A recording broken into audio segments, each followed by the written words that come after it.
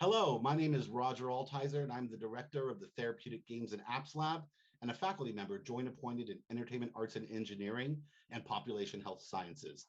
It is my privilege to introduce you today to the Therapeutic Games and Apps Lab and all of the amazing work that we've been doing. We want to give a special shout out to Greg Bayless, who is our project manager who's oversees teaching in Korea at this time. Jesse, why don't you take it away? Hi, y'all. My name is Jesse Ferraro, and I'm a project manager at the Therapeutic Games and Apps Lab, which we fondly refer to as the GAP Lab, since it's a bit of a mouthful. And the GAP Lab is a world-class innovation space where game developers, clinicians, researchers, entrepreneurs, and health systems administrators collaborate to solve healthcare's most pressing problems. From opioid dependency to type 2 diabetes, a unique joint venture between the University of Utah's award-winning Center for Medical Innovation and top-ranked entertainment arts and engineering video game development program. The GAP Lab funds around 30 to 40 graduate students every semester and has partnered with a diverse set of research labs, industry groups, and state governmental programs to complete over $1.1 million in sponsored projects over the past year. Take it away, Ahmed. Thank you. This is Ahmad, and I'm another project manager at the GAP Lab. And the GAP Lab has at its core the idea that games can be powerful tools for good and that the principle of play ought to be integrated more fully into rehabilitation and human wellness for both patient and medical practitioners. The GAP Lab has developed over 80 games and apps, ranging from EMR integrated medication management games to virtual and augmented reality games and simulation for spinal cord injury patients. Our EAE core faculty, who serve as principal investigators on these and other groundbreaking research projects, are bringing together the best minds to solve tomorrow medical problems through play and games. This effort would not be possible without a lot of partners. It's tough to build a games lab on a health sciences campus. And so we want to thank EAE, Population Health Sciences, the Center for Medical Innovation, Biomedical Informatics, and of course, Utah Health. But mostly we want to thank our graduating undergraduate students and graduate students who really do the heavy lift on all these projects and make the magic happen. Please enjoy these demos. The GAP Lab, in partnership with the NIH and GLC, are developing games to increase awareness and understanding of the All of Us research program. In this new All of Us VR experience, you collect simulated data from program participants who have volunteered to share their information. The data you collect in the first series of mini-games is used by trusted and secured research institutes to conduct studies and research with the goal of reaching new heights in the field of precision medicine. The second experience is an interactive quiz where players learn more information about the All of Us program. Here, players get to simulate a game show where they answer a series of questions about the All of Us research program by throwing a ball into the correct answer based on the question given. This VR experience is intended for all ages to learn about the All of Us research program and have fun. Let's play and try it out.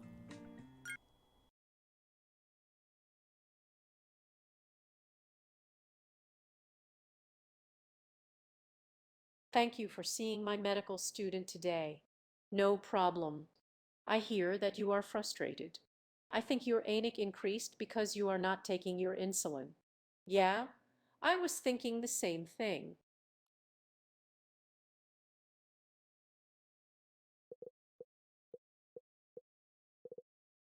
It seems like you ran out of your prescription. The prescription isn't the problem. It's that insulin is so expensive. Ever since I was kicked off my parents' health insurance, it's been way too much. Thank you for sharing that information with me. I can tell that you really want to take good care of your diabetes, and it must be frustrating to not have reliable access to the medication that you need. Yes, it's really frustrating.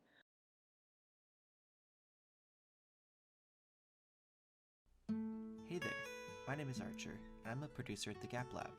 This semester, me and my team have been making prototypes for the Huntsman Mental Health Institute. The primary goal of these prototypes is to help children in the kindergarten through first grade age group properly identify their own emotions, as well as how to appropriately react to them.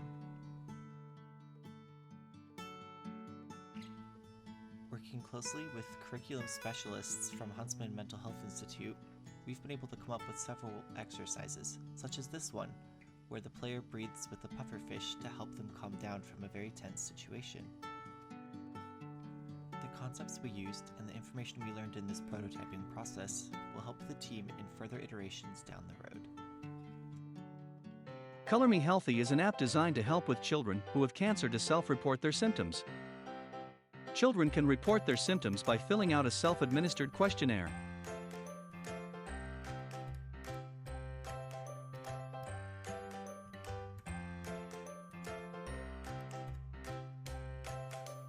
They can also report detailed symptoms by drawing.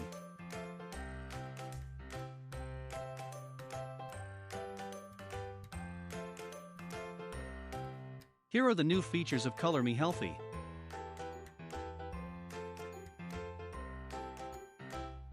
In addition to watering flowers, you can feed fish and hatch your own pets on the home page. Besides, your avatar has more customizable hairstyles, clothing, colors, and skin tones.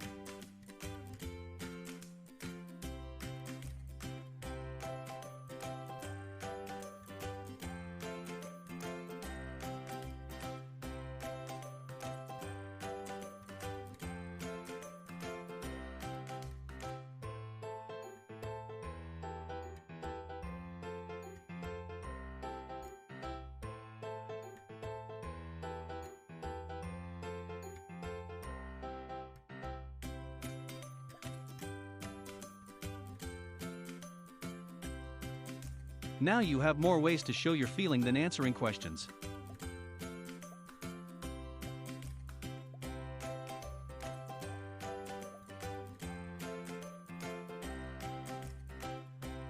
Color Me Healthy now has custom daily tasks where you can select tasks to complete. There are also app-related tasks that can be completed automatically and a long-term achievement system.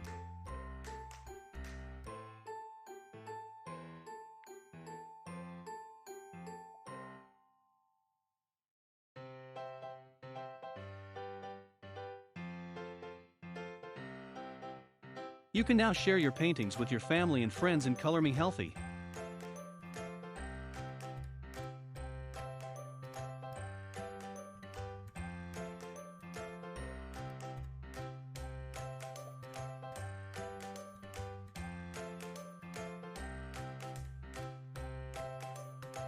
We have redesigned the presentation of tables and graphs. You can jump between tables and graphs by clicking on them. They will navigate you to the corresponding data.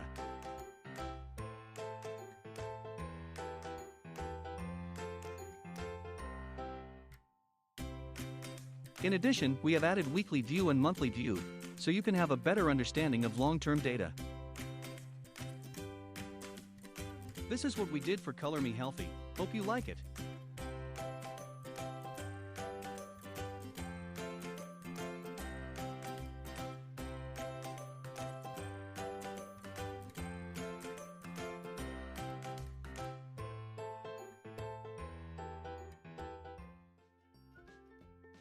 Welcome to Ultimate Word Master, where you sort your words into groups. Introducing bonus words.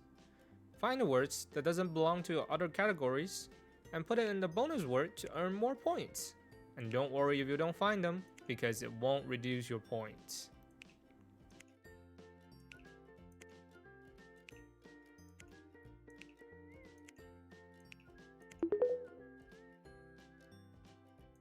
Introducing multi-category sorting, where you will use the word multiple times to populate all of the categories. Focus and figure out which one to put where.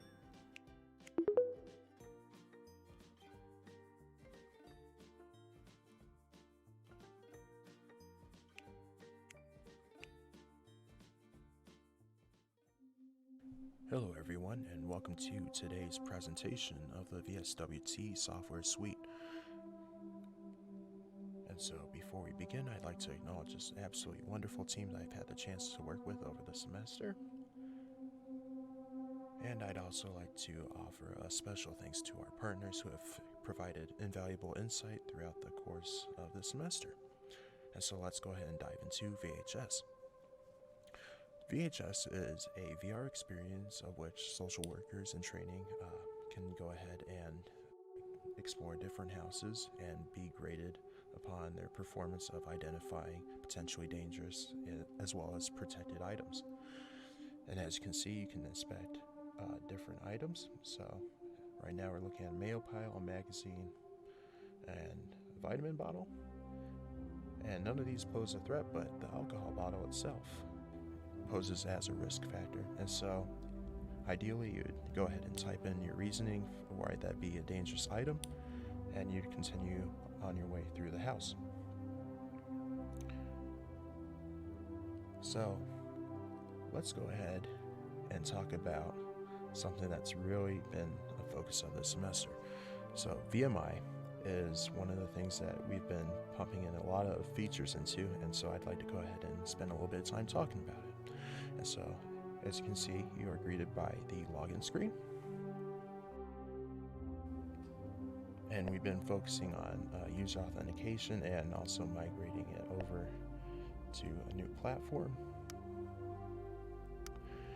And as you can see, there has been significant changes to the user interface. And so this is the setup tutorial, and it gets you acquainted with how you will interact with the app going down in the future.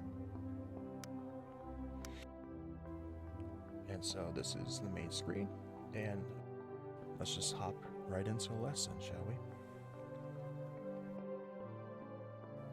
So yes, let's go ahead and look at simple reflections. So there's an introduction to the lesson, and then a prompt for you to choose one of the 4 options. So when you have the correct choice, a check mark will appear next to your answer, and the expert will also give you feedback based on the answer that you give.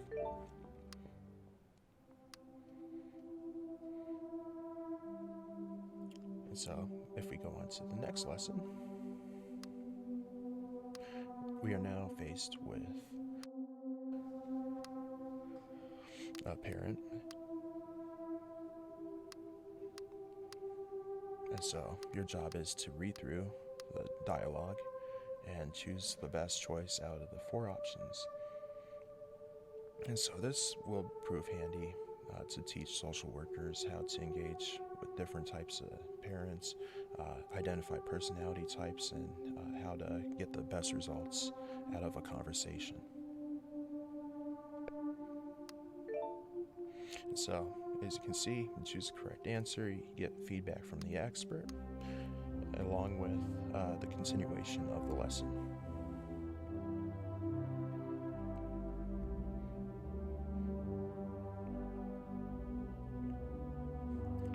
And once you've completed a set of sub-lessons, you will go ahead and receive rewards. So now I'd like to talk about Dashboard briefly. And so we've been working on creating mock-ups for a new dashboard, and basically this will allow teachers to go ahead and review class performance. And I'd like to thank you for watching. Take care, everyone, and have a good rest of your day. We hope you're as impressed with the student projects as we are, bringing clinicians and students together to solve real-world problems with real budgets for real patients is not only a special educational experience, but it's a real commitment from the university to develop not only entrepreneurial, but amazing, innovative products that are going to change the way people live. So here's to a playful, healthy future. Take care and enjoy the rest of EAE Launch.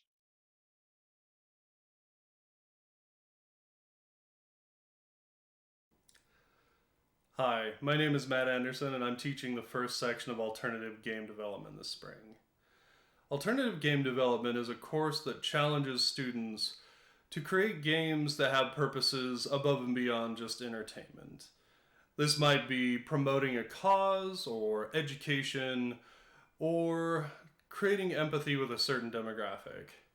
This semester, we've had an incredible variety of absolutely awesome games over what amounts to roughly a 3-month dev cycle. These games tackle contemporary topics like the environmental hazards of NFTs, or the transgender social experience, or teaching K through 12 chemistry. So without further ado, I would love to invite you to watch some of the trailers from Section 1 this semester. Please enjoy.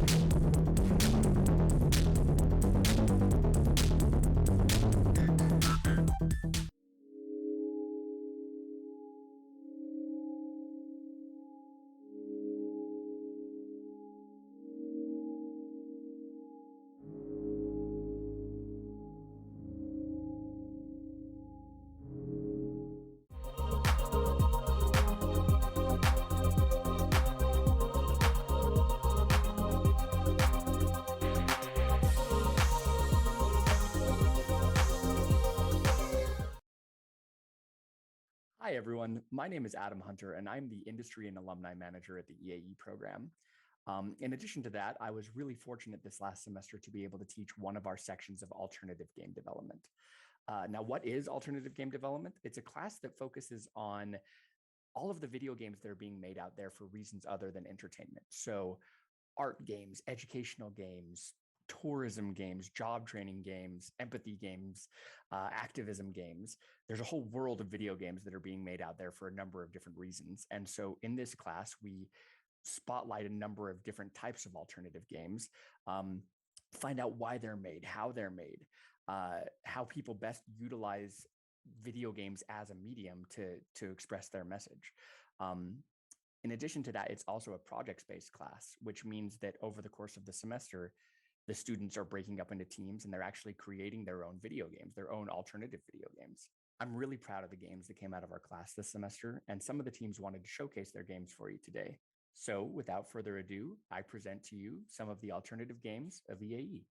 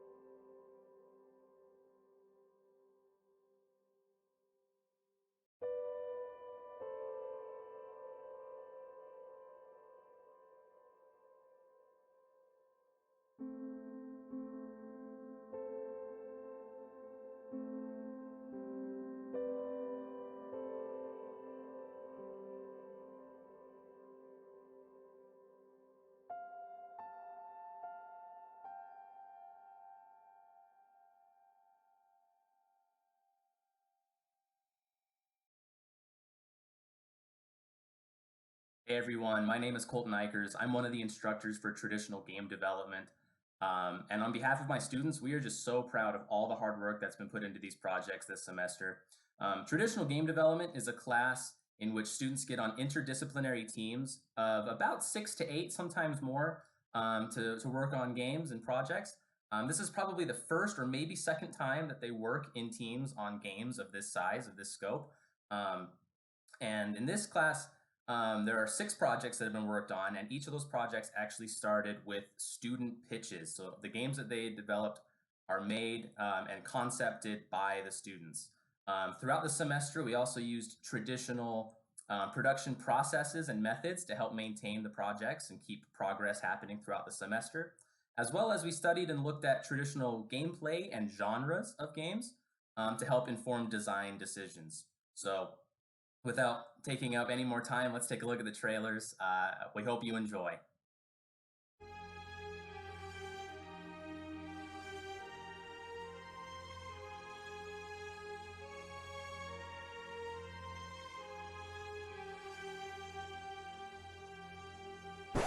Good luck getting through my goblin army, you jerk.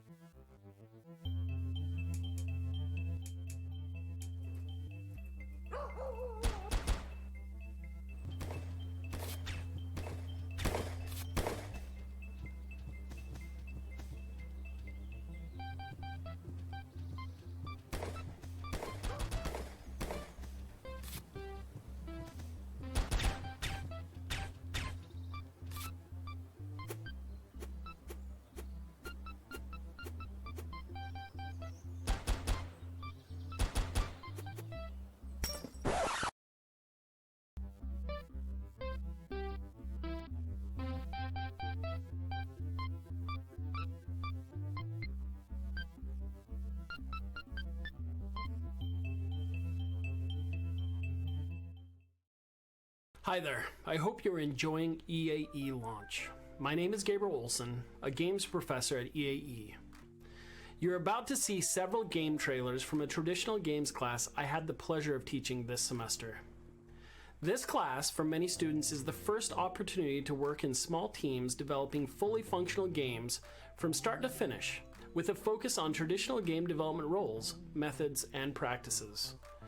I'm very proud of what they were able to accomplish in a single semester, and more than that, I'm excited to see what they will accomplish in the future as they continue on with their collegiate career and capstone projects. While not a requirement for this course, most of the games are publicly available to download and play on itch.io. After all, games are meant to be played and experienced, not just submitted as an assignment. Please feel free to give them a play. I know the developers would love the feedback and the support. Now enjoy the trailers.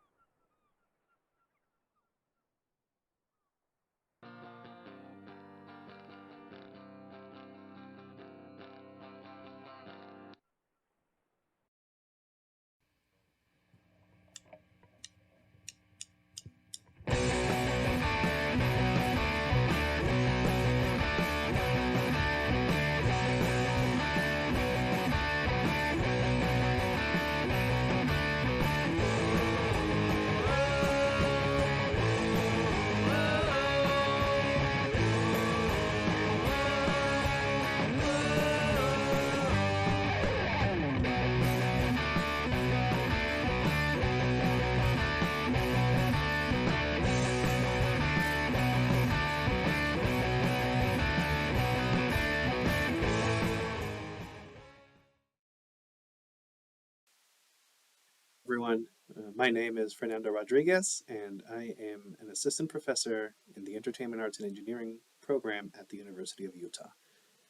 This semester, I had the pleasure of teaching a course on the topic of serious games. For those unfamiliar with the idea, a serious game is a game that is designed with a purpose other than entertainment.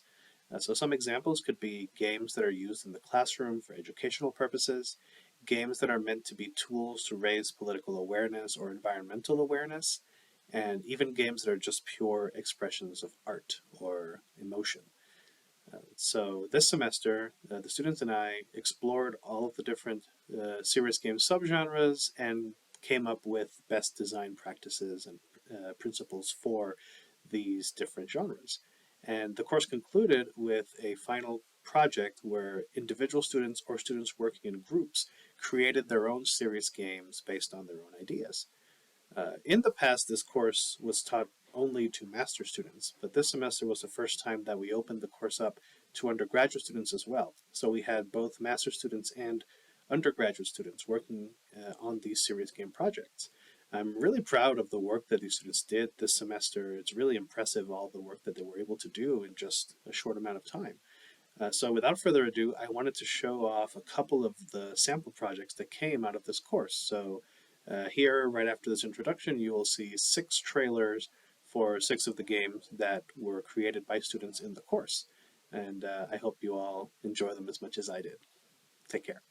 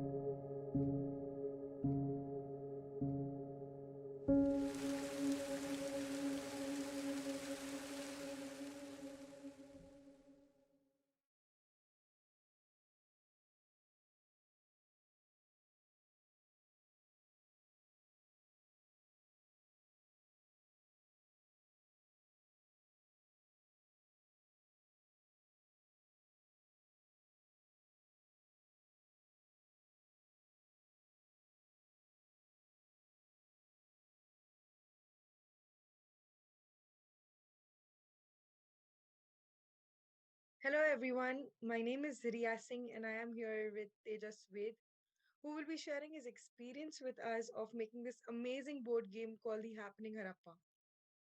So, hello Tejas, how are you? I'm good, Ria. How are you? I'm doing good. So, what was the motive behind you making such an interesting game for kids around? So, the main motive behind making this game happening Harappa was to enable students to learn in an interactive manner and to teach them history via a game-based learning mechanism. As we all know, a picture speaks a thousand words. But what about a movie? And what if you are a star in the movie? This board game follows that same principle, wherein each and every student gets to enact a part on the board game that is of a farmer and plays through the daily life of a farmer within the happening Harappan civilization.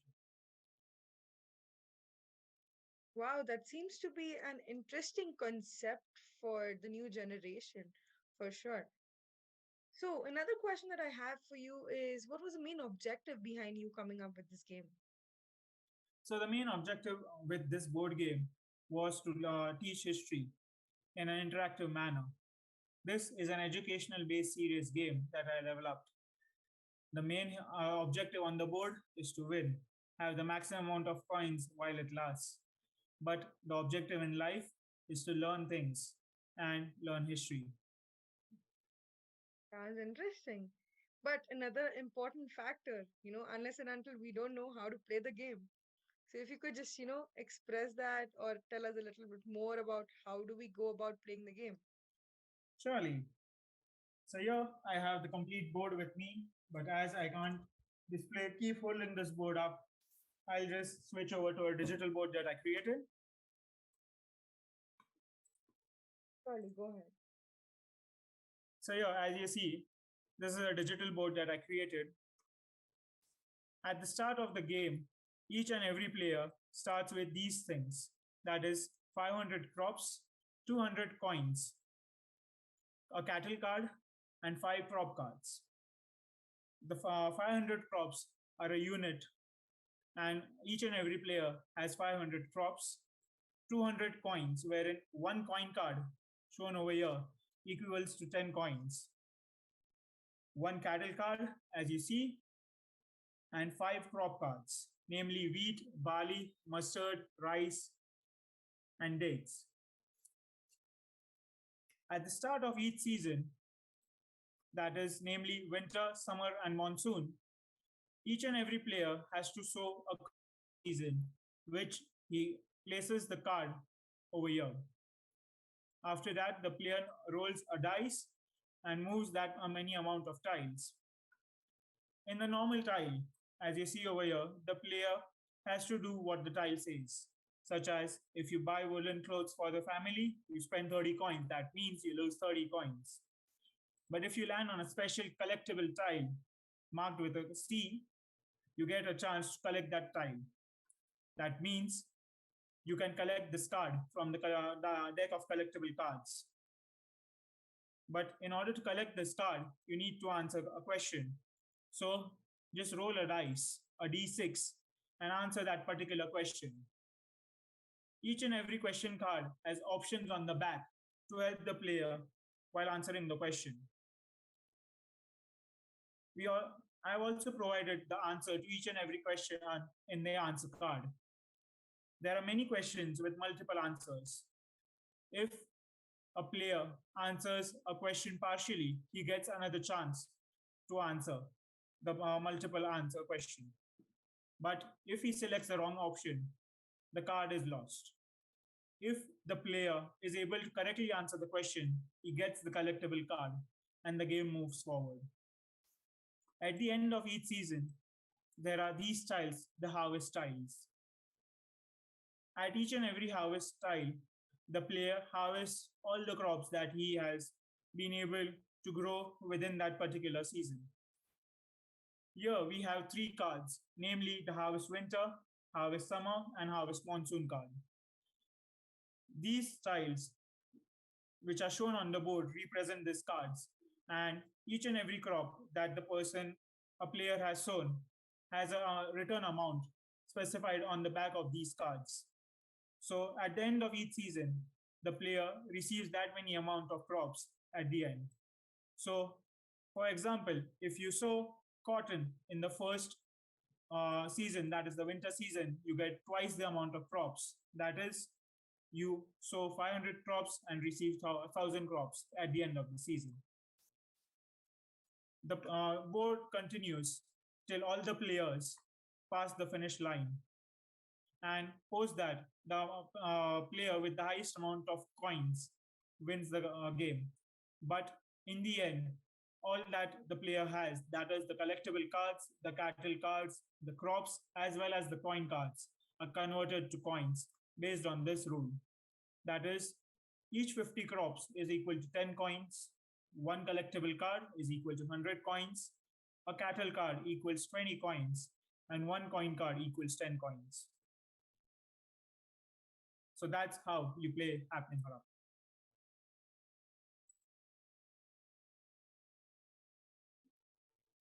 Amazing. That seems to be an interesting learning based board game for the younger generation. Thank you so much, Tejas Wade, for joining us and sharing your experience with us. Thanks a lot, Ria.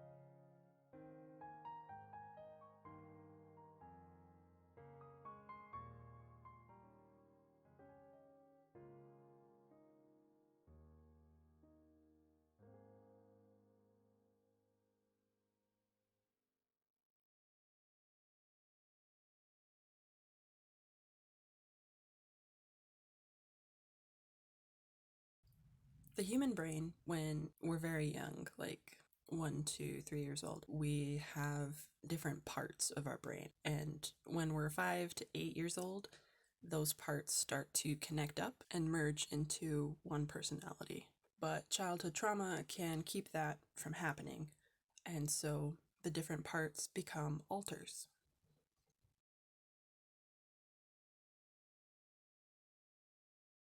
Hi, I'm Ethan, and I like to do puzzles and math, and this is our life.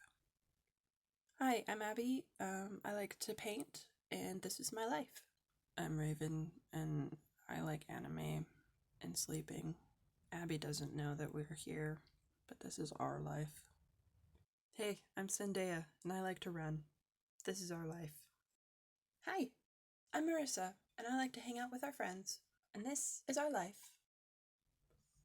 Our Life is a cooperative card game where every player plays as a different alter or a different personality. The alters work together as a system to live their life the best they can. Each alter has different strengths and weaknesses, just like any other person, and players use the different actions they have available to gather resources, complete events, and try to keep their depression and anxiety levels low.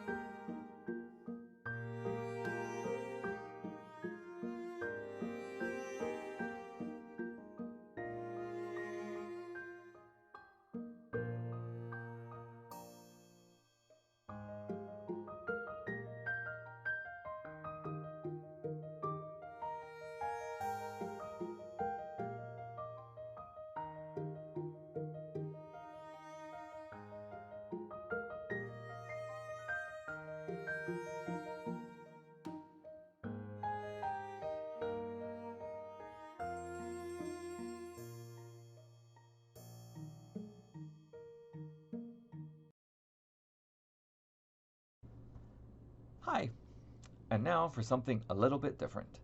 My name is Jose Zagal, and amongst other things, I teach the graduate experimental gameplay class. In this class, we talk about weird and unusual games, we play a bunch of them as well, and we also spend time figuring out how to practice game design by pushing the boundaries in weird and interesting directions. What you'll be seeing next are just a few examples explained by their creators of games that are doing things slightly differently. Before cutting to the games though, I want to give you a little bit of context. The class has a few basic rules. Every week I come up with a theme, and everyone in the class gets 1 week to work on their game. That's 1 game per person per week. And we do this every week with a few exceptions. As you can imagine, it's a lot of work. That also means there's not a lot of time to fully flesh out a game. What you're going to be seeing next are experiments. They're sort of nuggets of gameplay that could be expanded and fleshed out. So that's it. Thanks for watching, and now on to the 6 games chosen and described by their creators. Enjoy! Hey everyone, my name's Josh Butner, and this is one of the games that I made for experimental games. It's called Monkey Match 3. The theme for this game was Match 3 with a twist. And it's pretty simple ultimately. It is a Match 3 game, except you are in VR, and as you might notice, I can't really reach all of the blocks up there. So, that's why I need to use these monkey bars in order to climb around and get to where it needs to be. So yeah, it's relatively simple. You can, in the top left corner over there, see my view. And yeah, I'm gonna play it for a bit.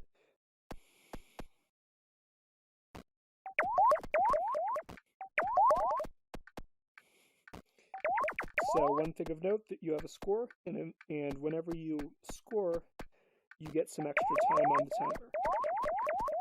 And you lose, of course, when you run out of time down there. So you kind of have to be running around rapidly looking for patterns and matches to make.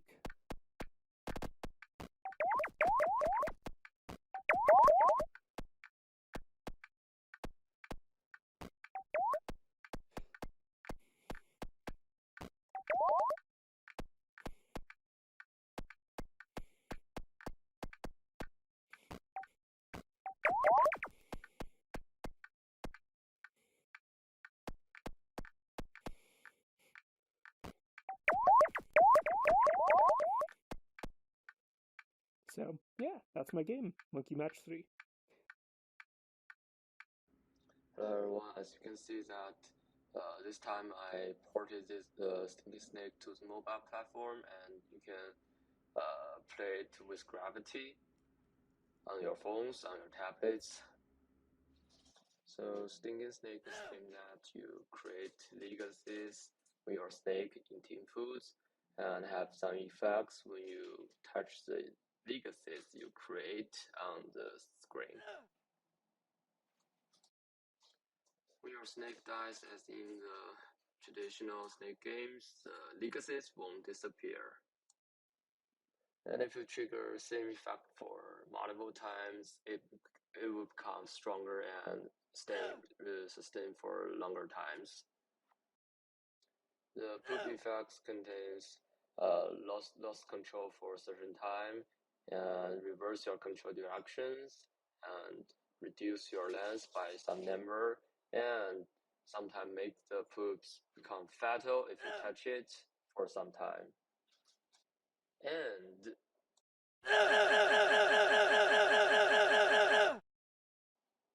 the newly added poop boost effect creates a lot of fun and totally change the game rules.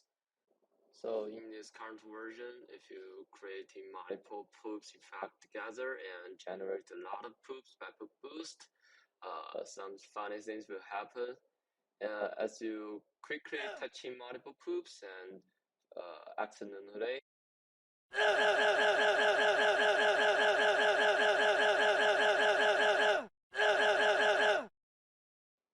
you will generate a more personalized level.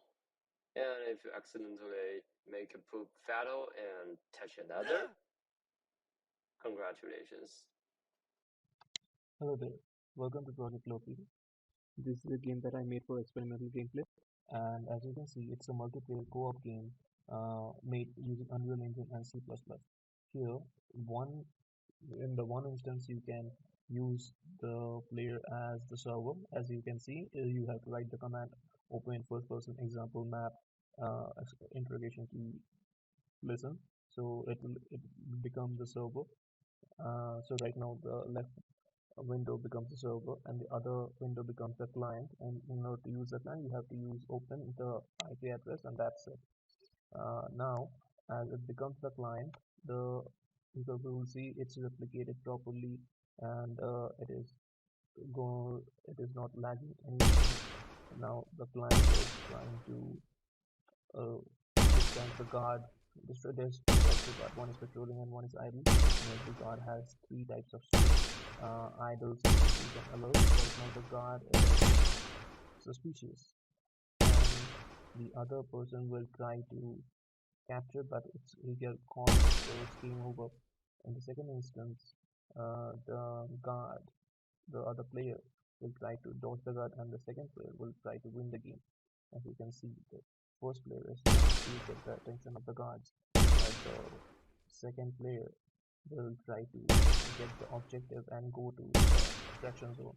And you can see there's different objectives, and objectives change when you get the object. And yep, you can see it's a mission complete. Hi, this is Grub Hunt. I've been interested in making a game where you use your sense of smell as the primary sense of the game rather than your sense of sight. Here you're playing as a mole exploring a little underground cave where you can't see very far. However, there are a lot of worms that you can hunt for who are leaving little smell trails behind them. Using these smells, you can learn about who you're following. You can figure out where they're going by the path that they've left, but you can also tell who they are by the color and how old the scent is by how dispersed and faint it becomes. Here we're following Blue, and we've kind of backed him into a corner. I think you get the idea, so let's turn this off and try hunting on our own. I'm fast forwarding just a little bit, and I've been following on the path of Green. I could tell he was down in that lower corner for a while, and then he's moved up here, and he must not have gone that way. He must have gone around the top here, and then, did he go down? He must have gone down. So we can...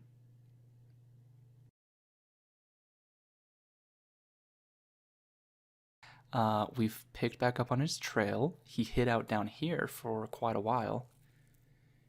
And then he must have gone back up. And we're kind of just guessing here, but there he is. We found him.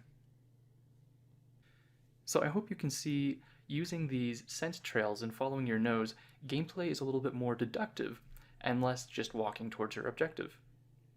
I developed this game with assistance from the A-Star Pathfinding project and built it using the Unreal Game Engine. You can find Grub Hunt and my other experimental games on itch. My name is Hans Gunther, and thanks for watching my video on Grub Hunt. Hey everyone, this is KD Singh from C12, and this is one of my games that I made for experimental gameplay called My Baby. The idea for the game started from the theme melodramatic. So to create unnecessary drama, the game starts with a baby being dropped down a well. But inside the well, there are circus trapeze artists that can help us get the baby out of the well. So how do we do that? With the help of two of our mates, the kicker who kicks the baby up and the grabber thrower who grabs and throws the baby up, so that if you can even kick it with the kicker, you can grab it with your grabber and throw the baby up again. So without further ado, let's just get into the game and see how it goes. So basic controls are, you press A to rotate the artist anti-clockwise and D to rotate them clockwise. And after every 100 points that you score, you get a baseline so that your baby does not keep falling down again and again. And just you aim for the highest score that you can get and keep pushing the baby up The more throws you make, the more force gets added to the baby, and eventually you can get like a higher and higher score. But you can get stuck at times, and might just scoop the baby up with the cake. And yeah, hopefully you make it to the top, and just you can then if you want to play this, you can go to 5shots.itch.io, leave your comments there, and have a fun time, hopefully. Thanks. Hi everyone, my name is Rui Wang. I'm sharing my experimental game called Resident of Play. In this game, the player should first observe the 3D structure of an irregular puzzle in 15 seconds, kinda like playing the Rubik's Cube. Then they will become a two-dimension guy, work on a confusing plane, heading to 5 destinations with different colors. During a single round, the player will have 3 extra times to observe the whole level again. Usually, the players are confused at first, but soon become enlightened about the gameplay. The game is very challenging and requires a high level of memory and spatial perception. Your best speed will be recorded since I hope you to replay and compete with other guys. After finishing the puzzle, you can walk as you want, like playing a toy. Or you could review your past, thinking about how to do faster at the next time.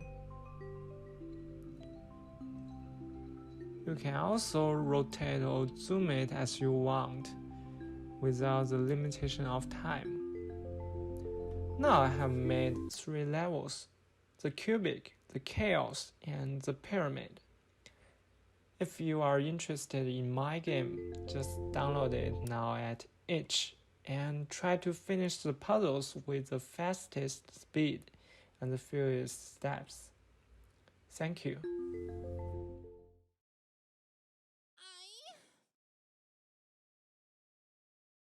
Hello, my name is Sage Severson, and this showcase will bring to you one of my favorite experiments from this past semester.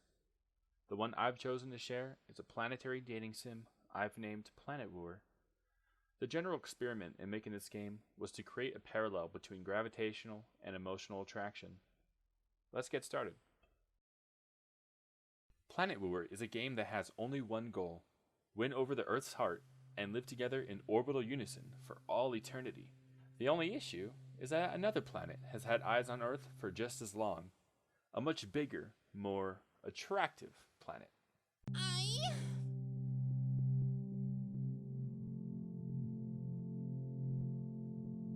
Not all hope is lost, however, as you can use your wits and unbeatable charm to increase the Earth's emotional and gravitational attraction to you, if you prove yourself worthy. The game starts with a dialogue. Earth is in trouble and needs someone's help. Your help. Carefully choose your responses to Earth and help the struggling planet realize that you are the perfect and only pick. Be careful though, as gravitational forces are still in effect. Since you are at a disadvantage, doing nothing will almost guarantee your demise. As you make your choices, you will see your current attraction status in the top left. Even if you are feeling good, don't get too cocky. Not responding in a timely manner will make Earth think you are ghosting and provide more chances for your competition to pull out ahead.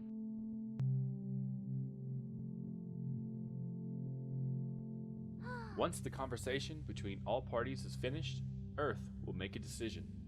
At this point, no more chances to increase your attraction are available. You are then set to watch the 3 planets propel, attract, and orbit their way to a suspenseful conclusion of this love story. Your love story. Planet Wooer is currently available for download on itch.io. You can find Planet Wooer and many of my other projects on my creator page, nakwake.itch.io. Happy wooing!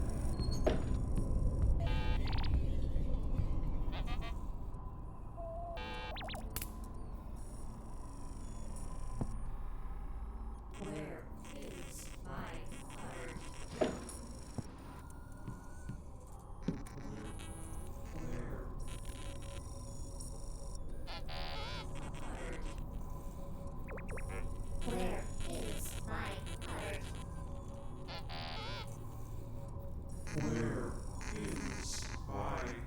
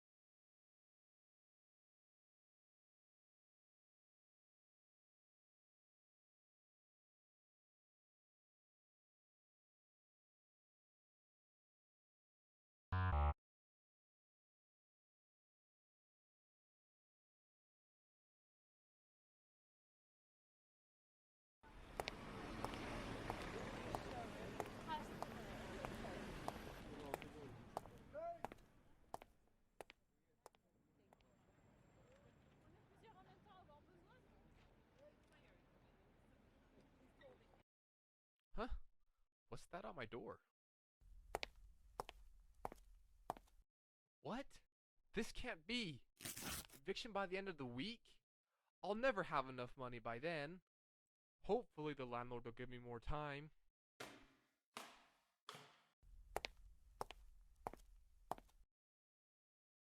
Don't worry, you'll have your precious parking lot. Everybody will be gone by the end of the week. That is, if you are still willing to pay me the sum we agreed upon.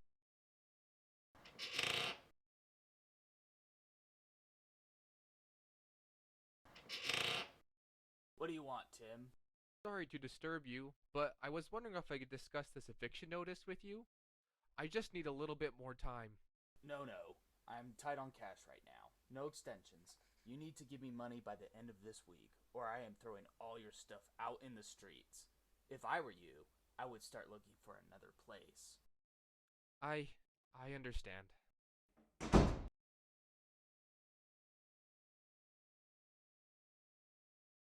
Well, what did I expect?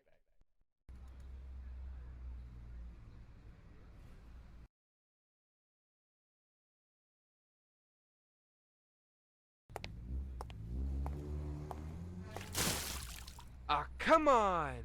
Watch where you're going! Man, this day couldn't get any worse. I'll probably get mugged next. Psst. Hey, Moby guy in the slacks. Hey, if you want money, I'm the wrong guy. I'll be in your shoes soon enough. Don't worry, I ain't got a knife. I got something that may be of use to you. I'm sorry, but what could you possibly have that would be of any use to me? It's this flash drive here. I don't want it anymore, but I think it could really help you with the sorry state that you're in. Okay, thanks, I guess. Well, I'd better be on my way. Huh, he sure disappeared fast. Where did he go? Whatever. Well, home sweet home. At least for a little longer.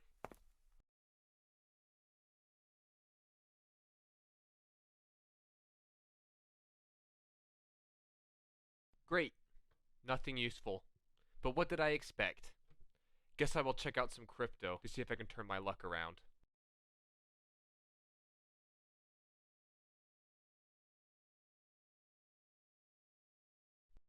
Hello user, I am the Green Retaining Assistant Interface, or GRAY.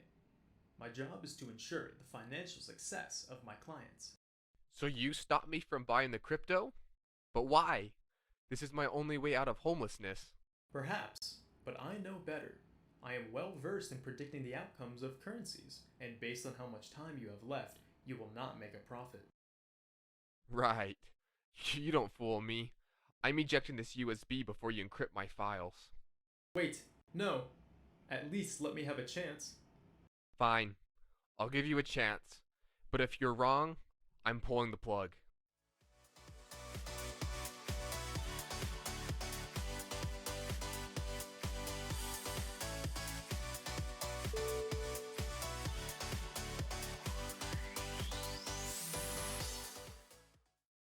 I'm dealing with some hiccups on my side. One of my tenants is not going away easily. I am not sure what to do. Well, you better find out soon, or the deal is off. I don't have forever to wait.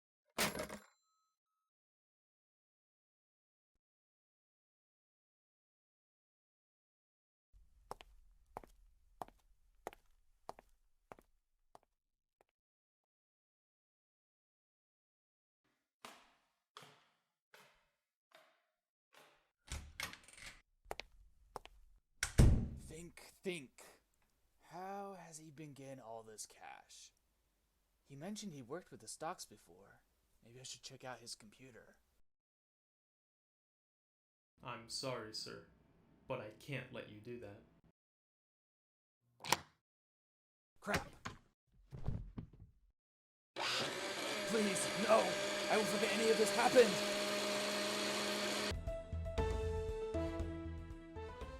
Tonight, we have some breaking news. A landlord from a local apartment complex has gone missing. Police are asking that anyone with any information about his whereabouts contact them immediately.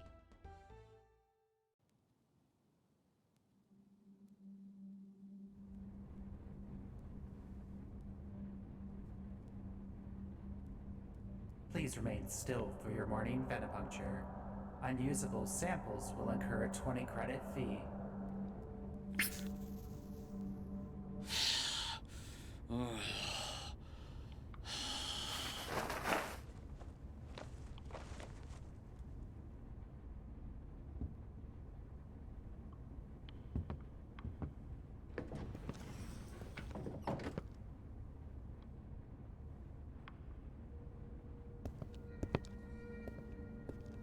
Hey, Fadir.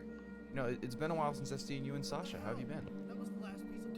Danilo, I'm sorry I haven't been around much.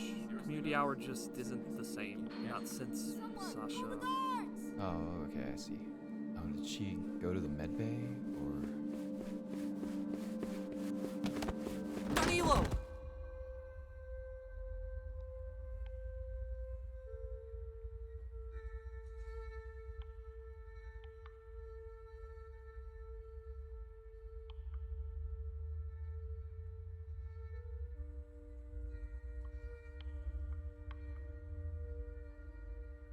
Projected recovery time, 2 days, 13 hours. Please expect pain and discomfort. You will be in this block for the duration of the recovery.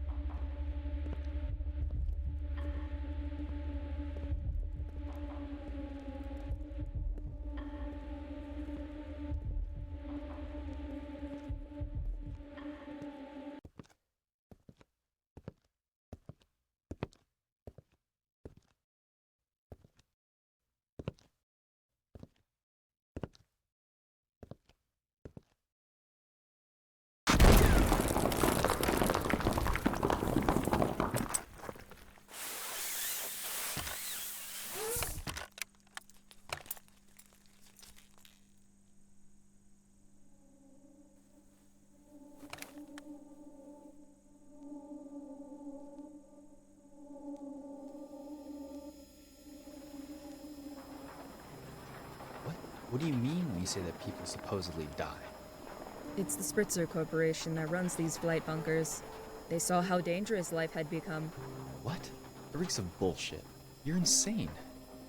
They wanted easily accessible, no-cost human guinea pigs. So they managed to lure in many of us with their damn lies. Spritzer promised security underground, but people kept disappearing. Keep disappearing. From one day to the next.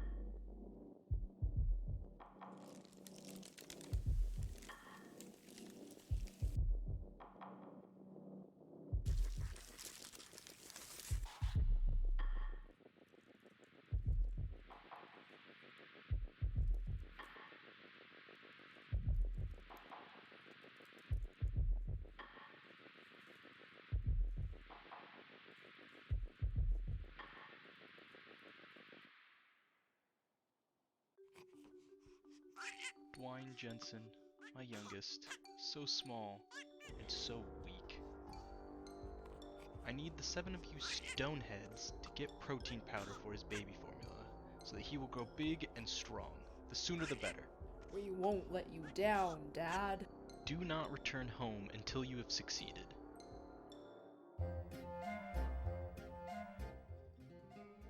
Excuse me, small stock boy. Do you know where the protein powder is? It's on aisle 3, but we've only got one bag left in stock. Thank you. Despite your rather scrawny physique, you have been quite helpful. I'm not that scrawny.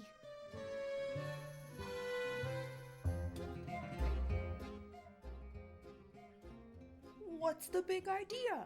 I'm taking it back to Dad. No, I am. He likes my squat form better than yours. Dad wouldn't trust someone who can only bench 10 plates to carry it.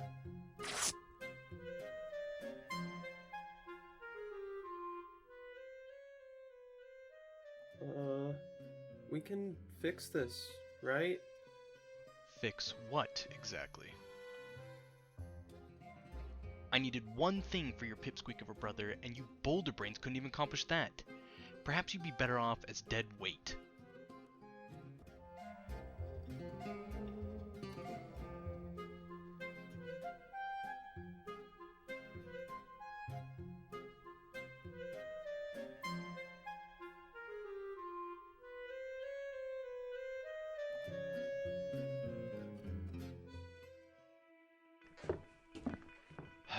I didn't have high hopes for your brothers, but now look what I'm left with.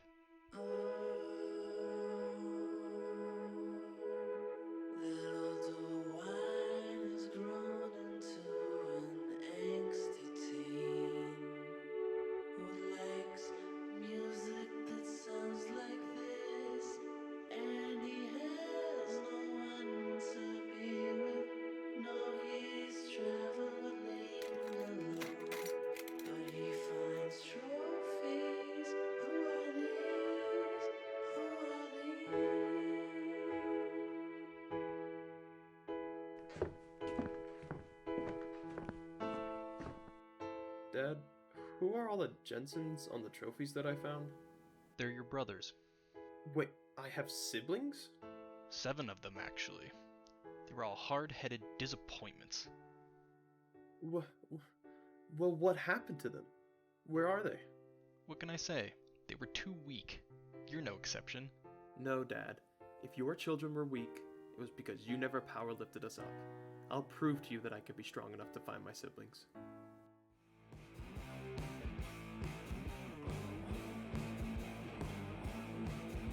He went to the park to pick up a bunch of rocks. He went to get strong, but soon he belonged.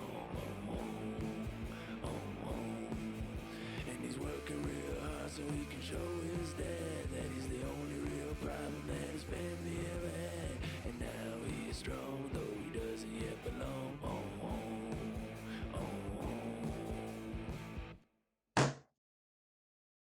Dad, I put in the work and the hours, and I'm finally strong enough to bring back my siblings.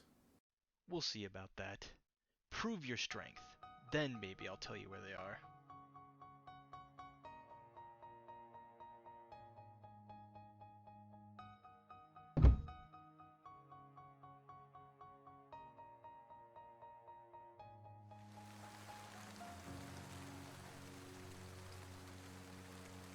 Where are my siblings? Why?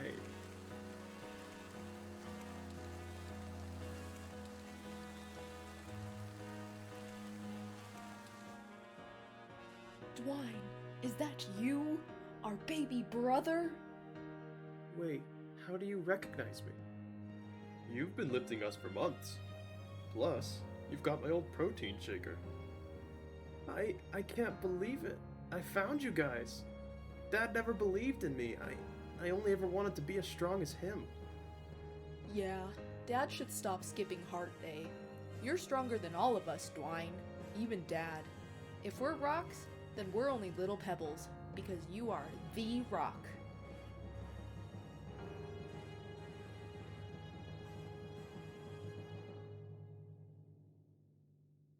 Follow me this way, and I'm sure you won't be disappointed.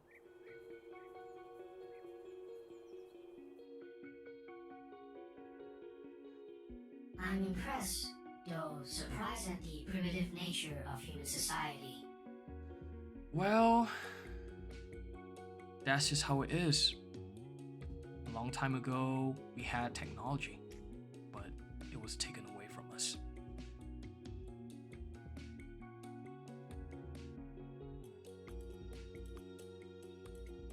Anyways, I gotta do something and talk to someone. You wait here, okay?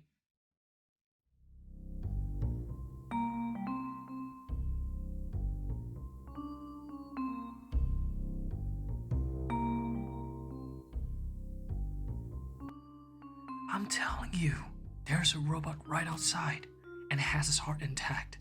Just imagine the amount of gold we can make from selling the heart. Yes, that would be a lot of gold. We gotta do this carefully. I want you to take the robot somewhere far away, where it cannot call for help. And when the time is right, you take its heart. I promise I won't let you down. Now let me get back to the robot before it has a chance to make things worse. Oh no.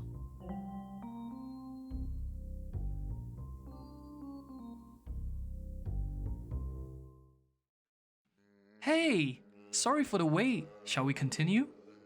I apologize, but I have to leave now. Wait, but why? Don't you want to see more amazing things? I can't. I dropped my recharge module back in my city. If I do not have that with me, my heart will run out of battery and I will shut down. Shut down? I don't think I get that. It means my heart will slowly die and it will be useless. Do you understand the direness of my situation? Oh, that's not good news. As I said before, I am new to these lands. I do not know my way back. Perhaps you can help me find my way back. Sure, but let's make this fast.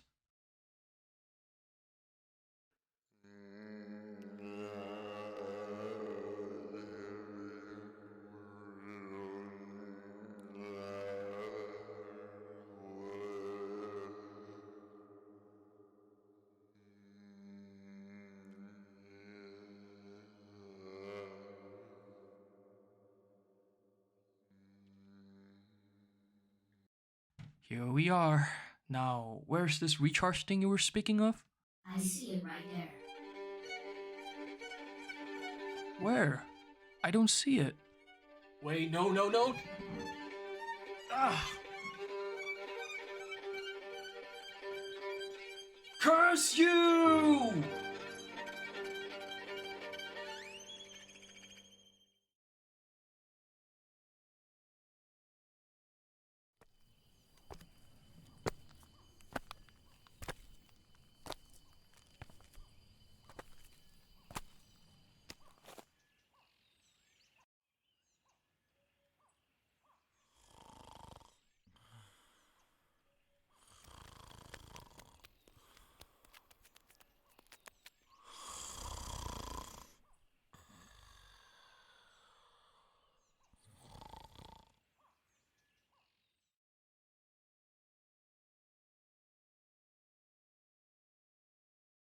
We should get home before your mother does.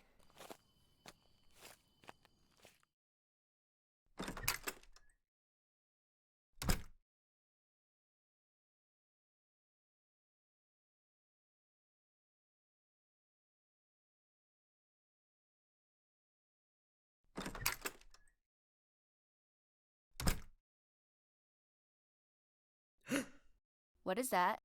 Nice to see you too, though I thought you might recognize your own child. You aren't holding a tiny old man with wings? No? Where are you going? I forgot something. Keep them happy, will you? Of course. Aren't they just precious?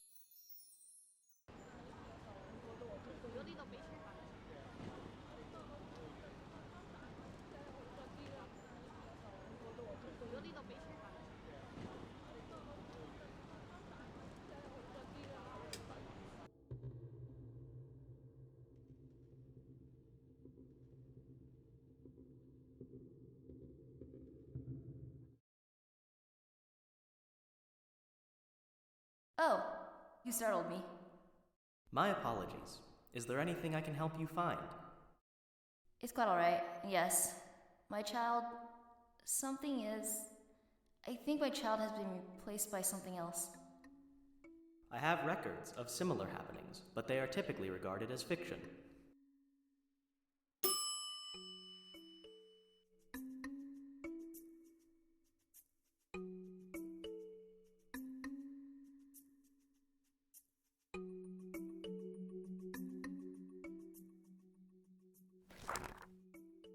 This is it. This is what happened to my child. Are you certain? This is a book of fairy tales. Stories to scare children. Yes, I'm sure. No one could forget those eyes.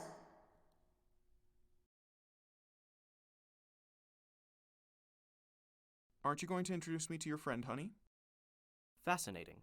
I suppose you know what to do. Yes. Aren't they just so precious? Just look at those eyes. You need to sleep. Let me take them. I'm fine. Let me have them.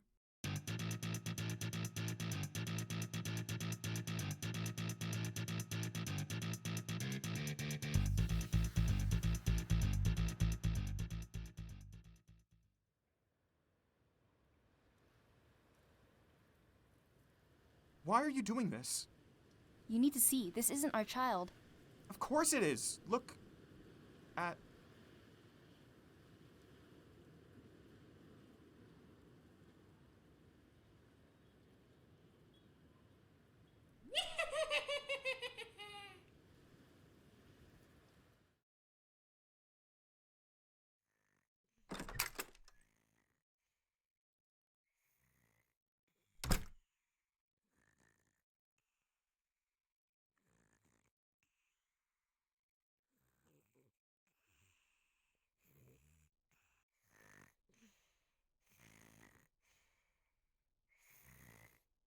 You're right.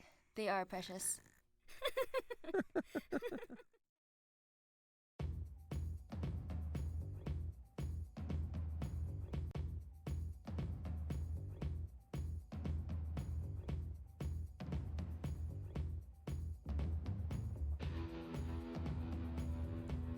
Hello, this is Sam White. It's my honor to walk you through the entire gameplay of our game today. What you are seeing right now is the first cinematic scenes of our game. The player takes the role of an agent. He received a very high-tech and deadly weapon, a pocket watch. This pocket watch allows him to control the time of some objects to achieve some of his goals. Sounds interesting, right? Okay, now we see the main menu interface of the game. Different from the design of some other games, we have integrated the gameplay teaching into the menu interface, where player can play, start the game, end the game, view the controller operation, or the critics, and etc. The interface you see now has a guide for the game controller and contains some critical information. For example, here are the game's main menu interaction times. When the player controls the book in the scenes, adjust the time to the corresponding time point and they trigger the start operation to execute the related effect. We will show this in a moment. In addition, there are some objects in it that you can play with, such as this apple. You can adjust the time of this apple to make it split or join together.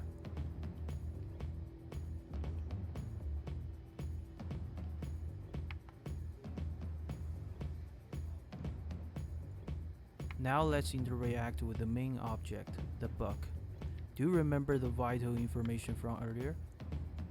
The information points out that the page jumps to the start interface at 9 o'clock, exists at 10 o'clock, and the critics at 11 o'clock. Based on this information, we can operate the main menu interface.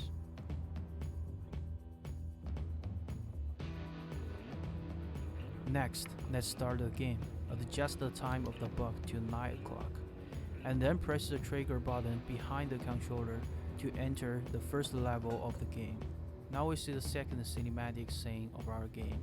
In this scene, some upcoming events and the player's goal are explained, and the player needs to avoid the surveillance of these two policemen and safely pass through this corridor. Therefore, using our controller to divert these two policemen becomes the focus of pathing this level. You can see many things in the scene that we can choose.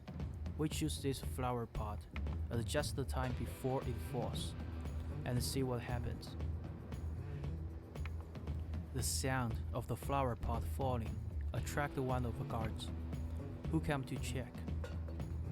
At this point, we can stun the guard by dropping the pot again. But at the same time, this attracted the attention of another guard, who became wary of the anomaly.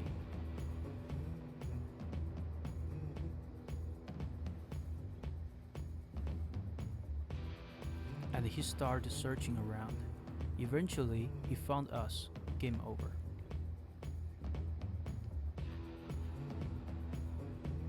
Let's try another situation. Choose this door and adjust its time to open. One of the guards investigates it, and if we change the time right, the door will automatically close after he enters. This way, we manage to distract one guard without attracting the attention of another. Then, we can stun another guard with the flower pot as we did last time. But let's try a different option this time. A sign here says, turn off the lights at 8 p.m. Let's adjust the time to after 8 p.m. and see what happens.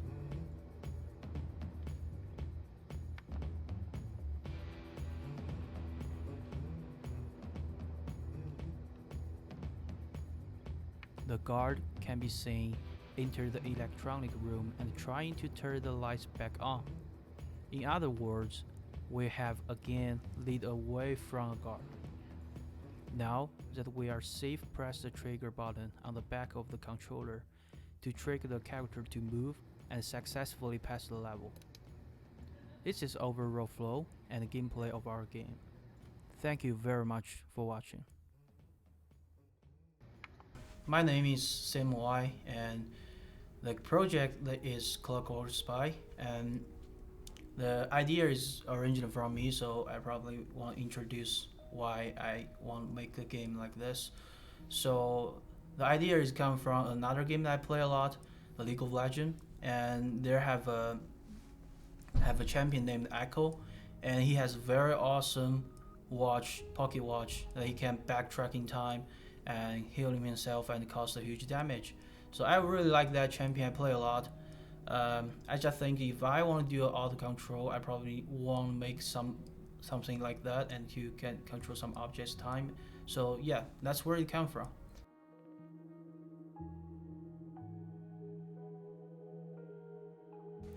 Alright, I'm Hiram. I was a level designer on this game. And yeah, so I guess as far as design pillars, we really wanted this to be a puzzle game where the player is required to pay attention to the environment around them. And so to design that, we really decided, okay, what are the things we really want players to be paying attention to, and how do we make those clear to the player? How do we make them pay attention to the things that we want them to, the things they need to complete the level, and keep their attention away from anything else. And so to do that, we knew we wanted the level to be pretty simple, so we chose the hallway of an apartment complex. Nothing too extravagant. We were able to keep it simple and really just hone in on these elements that the player, we wanted them to pay attention to be able to complete the level.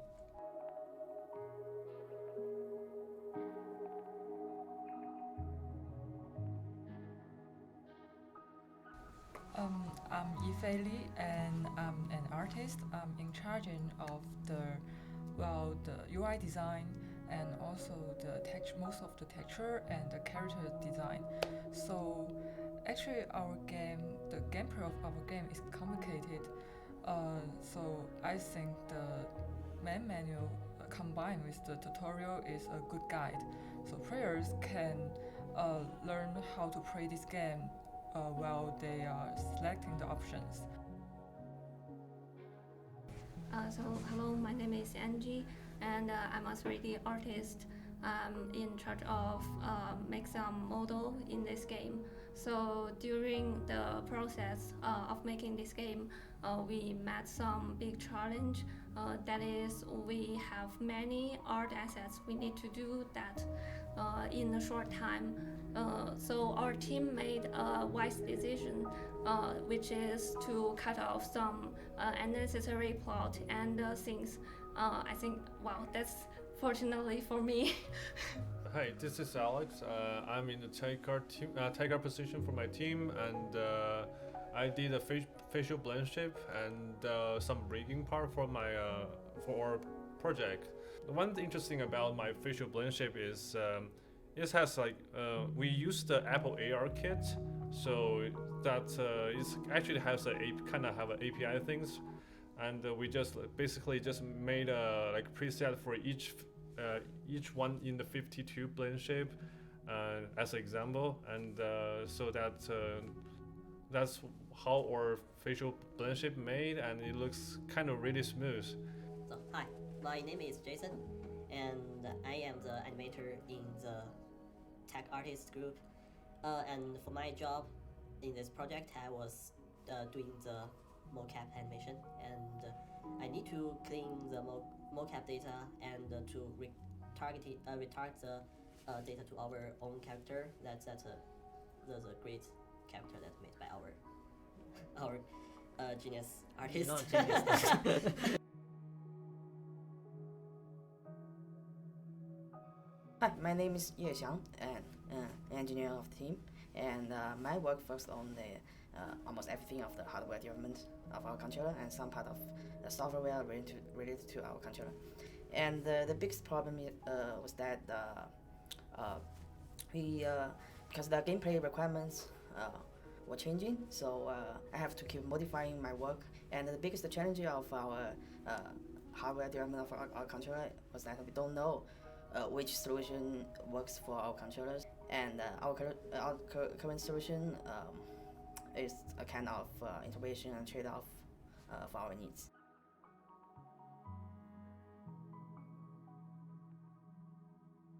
Hey, my name is Xiaofan, and my job is a producer of this team. And yeah, I think it's a little bit hard when working at this team because it's a long semester working, and also we have many Chinese students, which means we have different working style, which make it hard to working together sometimes. At first, it may be a little struggle, but after that, I think everything goes well. So it's really a good working with you guys. So thank you.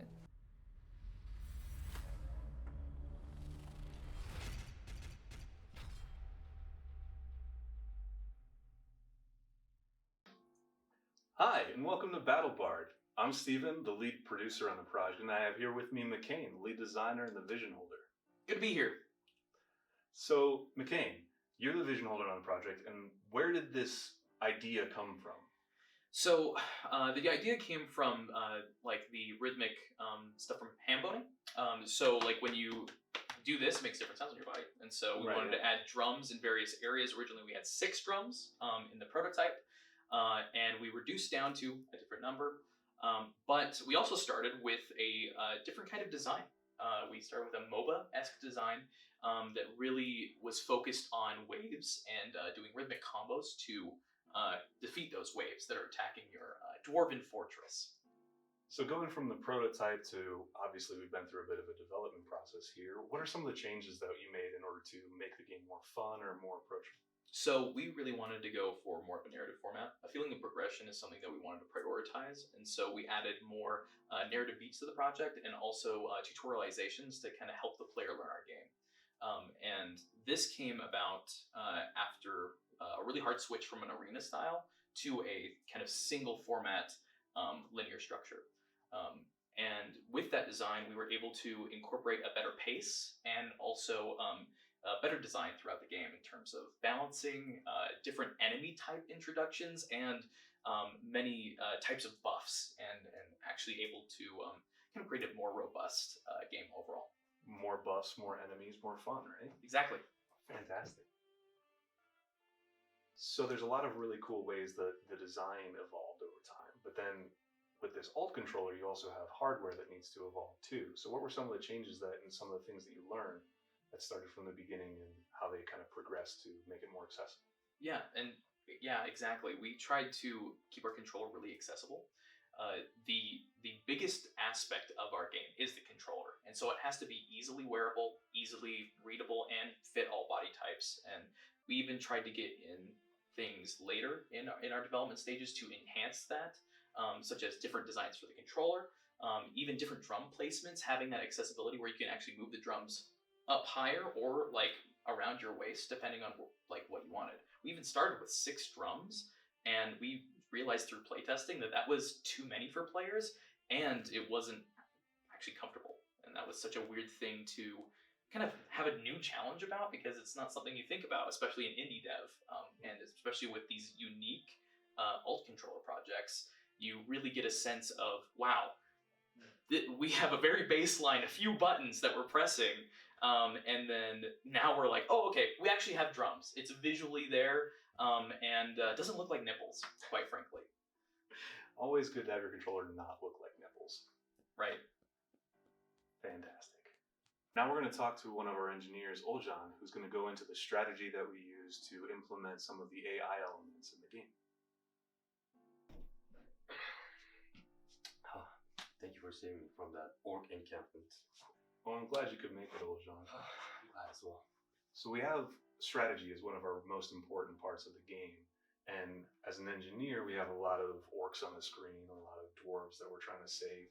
What were some of the hurdles that you came across, and what were some of the things that you did in order to make sure that that worked and had fun on the screen?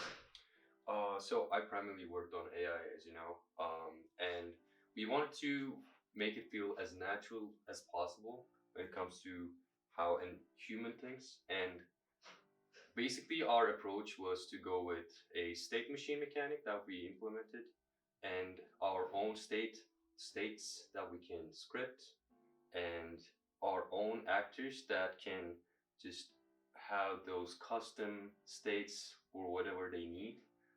So we created a really scalable and customizable AI layout for our project, and I'm really excited about going forward with this design as well with our code, because we can actually add in lots of different types of units and play around with it however we like, and I'm really excited about that. So we have the capacity to do more orcs, more dwarves, and more fun. So with our combo system, we implemented a metronome to help introduce our player to some of the game elements that we were going to be using. Can you go into a little bit more detail of how we use that? So we have a note evaluator script that we made as well, that goes into strategy a lot, because we have different tiers for our buffs that we're actually performing in the game. So there's a note evaluator that works together with the metronome to actually find a grade for your each of your notes, and then eventually a grade for your entire buff. So it actually creates these different type of situations where you have to sometimes up the tier of your bonus, your buff, or maybe go into a different buff. So it just adds a lot of interesting situations to the game. So more tiers, more buffs, more fun. And he's Biraj, our lead on audio, to tell us more about how the combos and the metronome system inform the rhythm and helped guide our dwarves forward. Speaking of guiding the dwarves, we also give the players a chance to guide the rhythm. The music of the game is set in a medieval fantasy theme, which matches the art of our game, and there are multiple musical segments, right? So each segment has a lot of stems in it, and they're played at random every time you call the stems, and all of them have smooth transitions with them.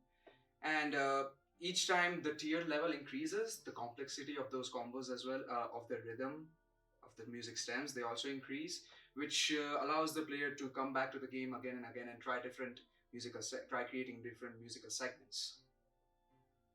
So more music, more rhythm, more fun. Similar to how the audio was inspired by the medieval fantasy theme, we have Kay here, one of our artists, to talk more about how the art in BattleBard followed that same style.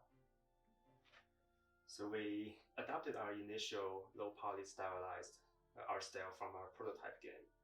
And while we were doing some researching on the specific art style, we found that World of Warcraft is the best fit for our game, because since we're also doing this medieval fantasy game genre, we have like a lot of orcs and dwarf stories, and I found that World of Warcraft has the similar content, so that we choose the World of Warcraft as our inspiration. Then you also added some art pieces that you could use a bunch of different places more easily for the designers as well. So when we were making our 3D assets, we try to make them as modular as possible. And by modular, that means we can make them with the least amount of time, and we can produce the most amount of assets in a short development phase. Yeah. So more assets, more modularity, more fun.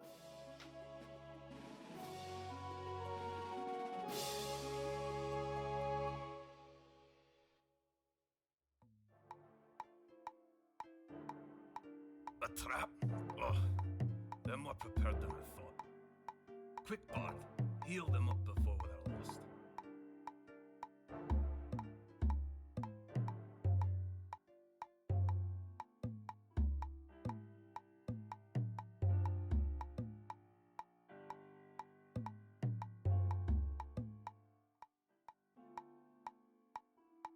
Now, dwarves, take back our home!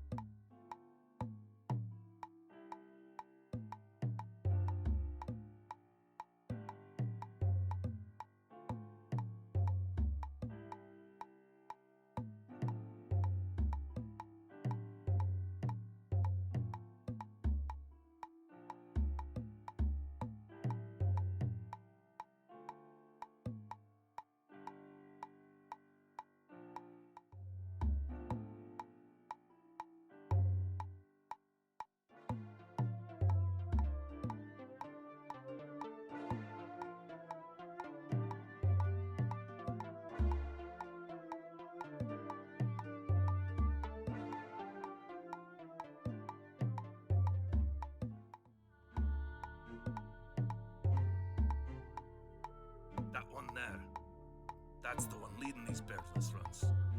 If we take them out, the rest will scatter.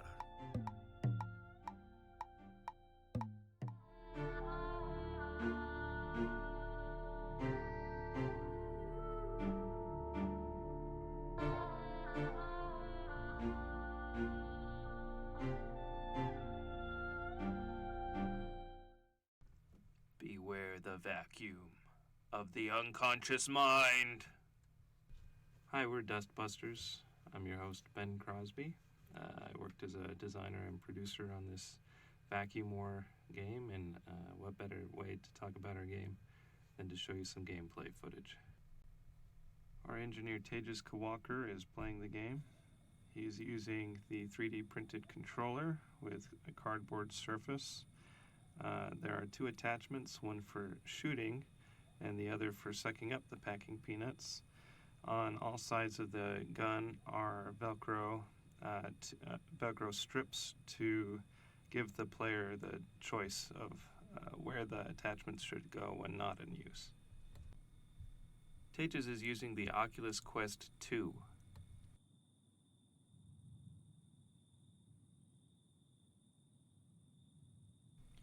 The things falling from the air vents are packing peanuts. If you haven't figured it out yet, this game is supposed to be psychedelic.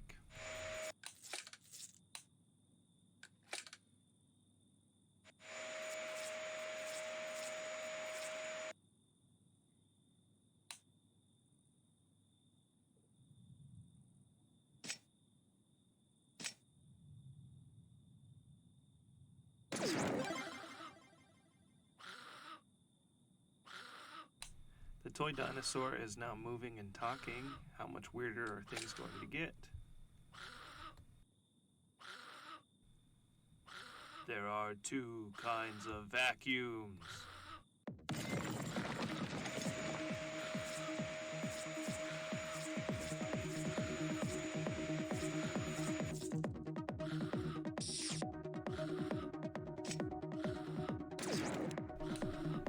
Uh-oh, it's best to play Vacuum War in any VR when a friend is nearby to help you when there are accidents.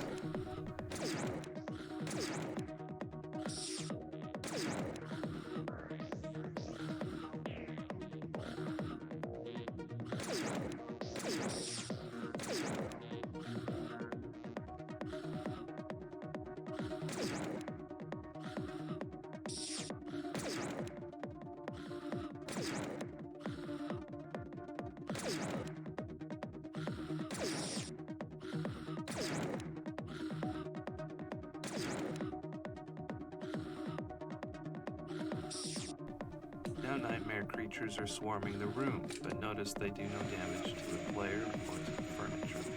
There is no fail state. After all, hallucinations don't cause damage in the real world. We designed Vacuum War to have a point system, so players can follow their own incentives to reach higher scores.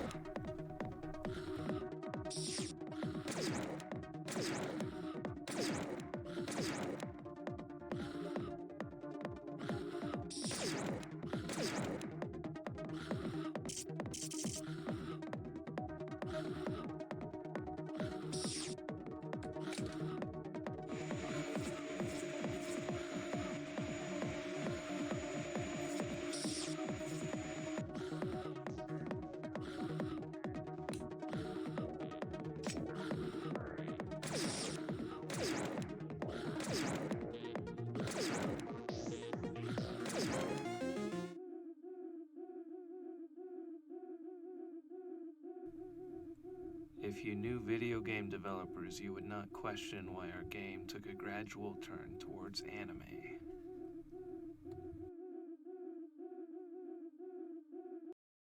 Now a word from more of our team members. Okay, so for the hardware, in terms of the plastic understructure for the controller, basically it was like a 10% infill with the 3D printing. It was more compact and smaller, so the player didn't have to strain to reach.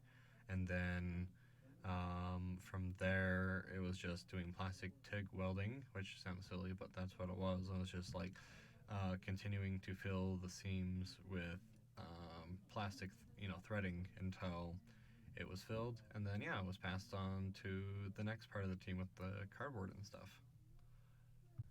To make the design of the gun, we focused on creating a model that was easy to hold and understand. While playing the game, the user is unable to see the vacuum controller, so we wanted to use textures to help navigate the controller.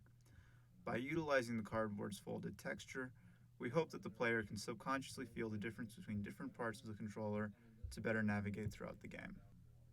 So for the hardware development, we made decision to utilize RFID to recognize multiple vacuum heads after researching multiple technologies. So once you receive the chip ID on the RFID chip, An ESP32 chip would process the data and send it to the game through the Bluetooth serial ports.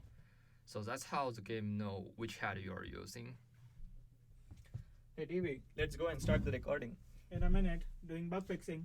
Okay, never mind. Hi, I'm Tejas. I'm from the engineering team.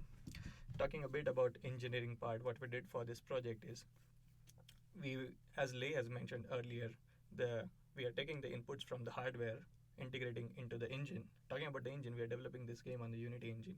And once we receive the inputs from the hardware, we try to put it into the gameplay systems, such as detecting the inputs and changing the shooter head to vacuum head based on how user plays the game.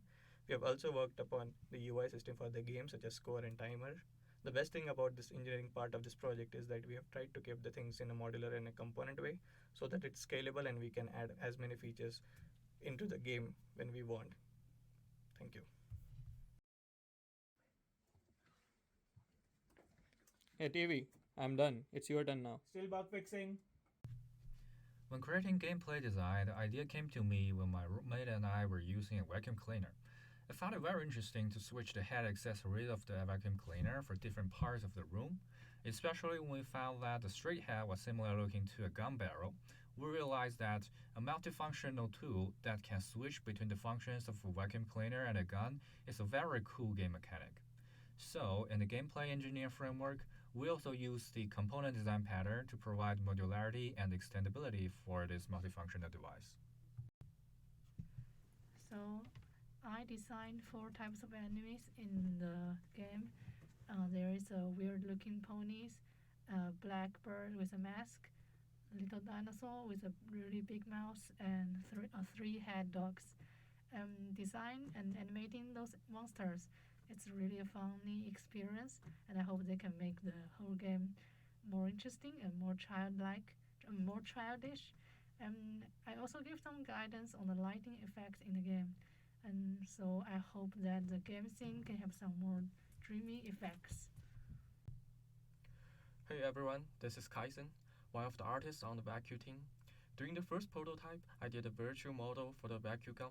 For the rest of the semester, I contributed and helped on the room texture and the other models of furniture to make it feel like a child's room. It's my pleasure working with my teammates. They are always there when I need them. I hope you guys enjoy our vacuum game. Hi, this is Xuan Zheng, and I'm the 2D artist of this team. I'm responsible for the poster in our room and some others 2D art assets. And I add some Easter eggs in our poster, so hope you love it. Don't miss the work of our artist Zusher Chen. With the help of Chandler, he did most of the VFX for this game.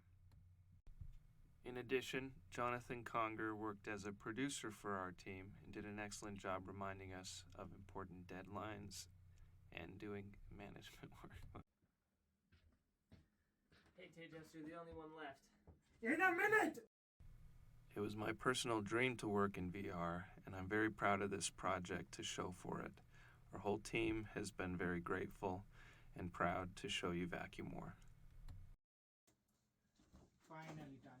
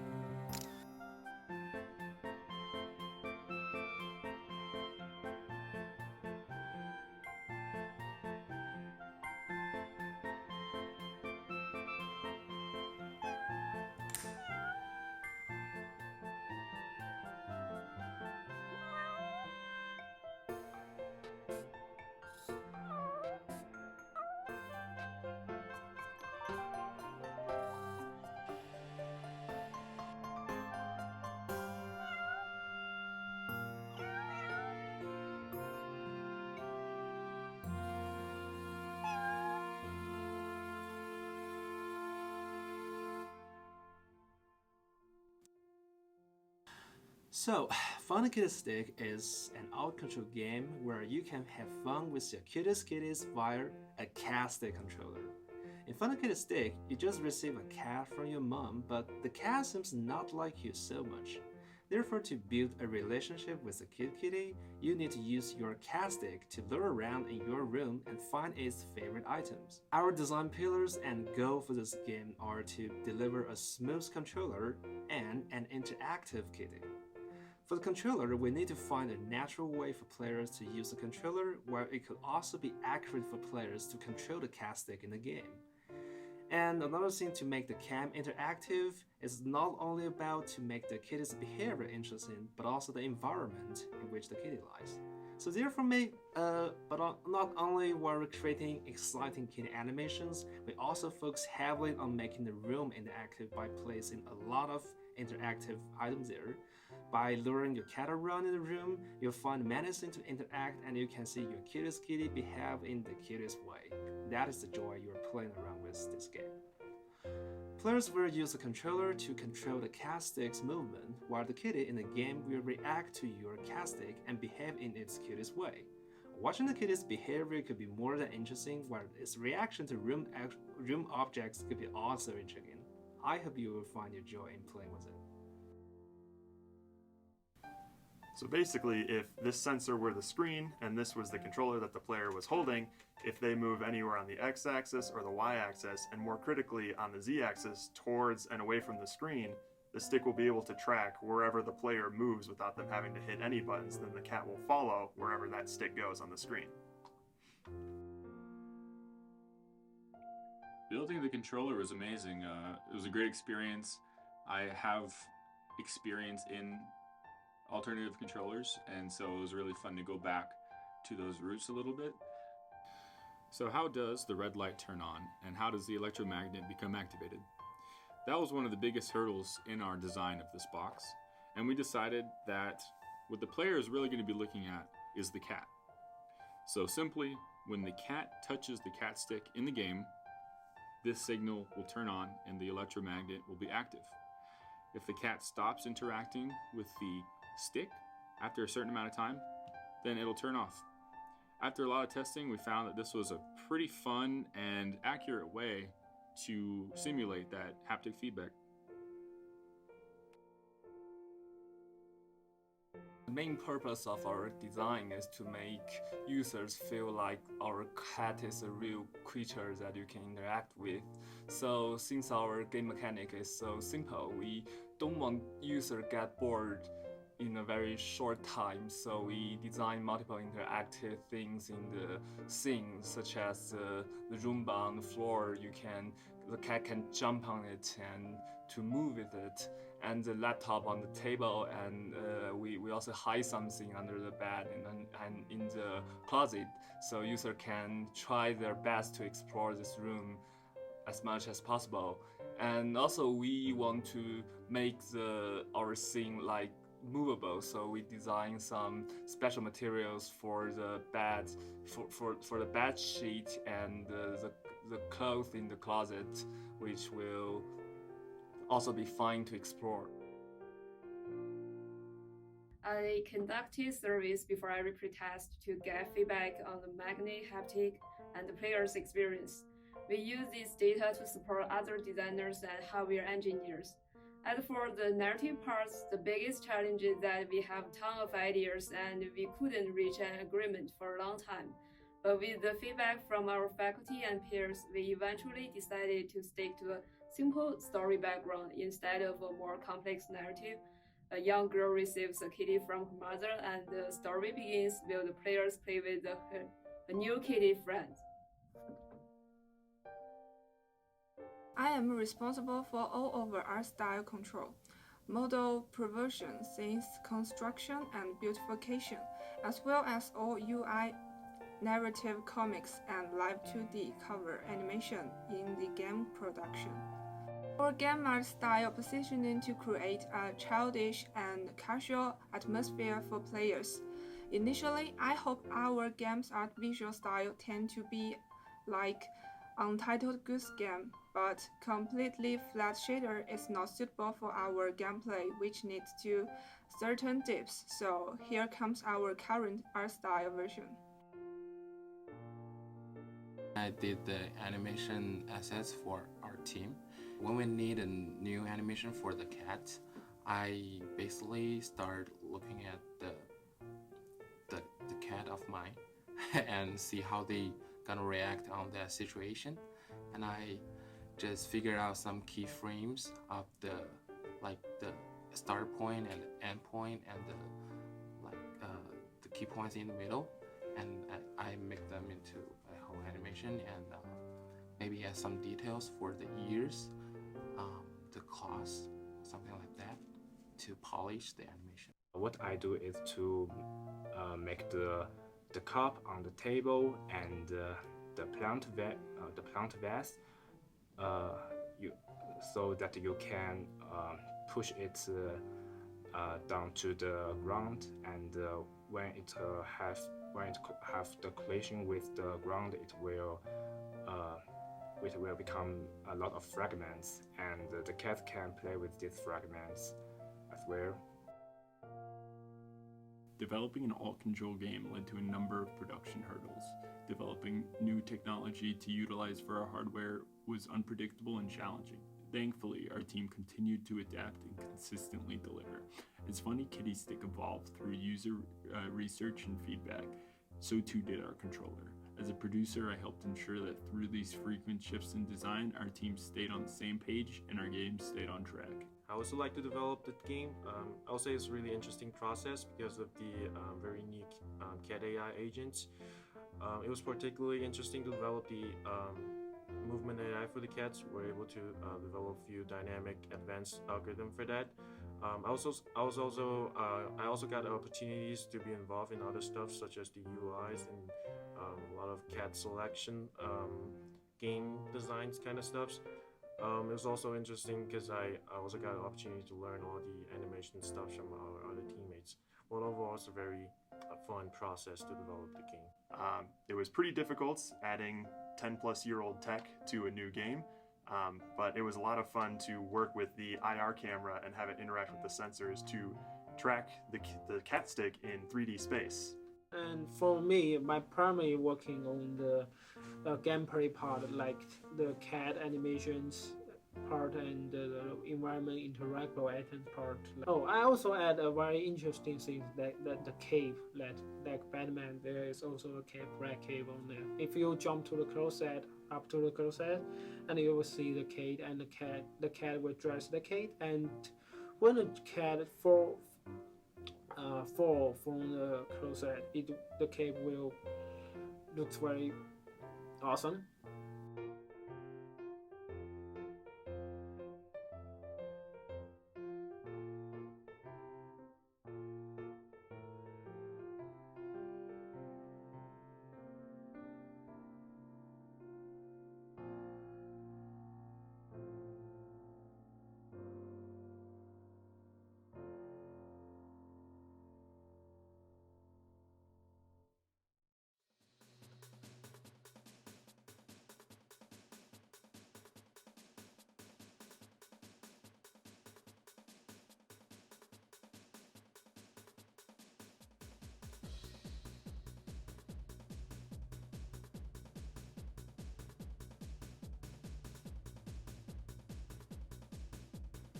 Hey everyone, I'm Isaac, the audio and game designer for Gnome Hadoff.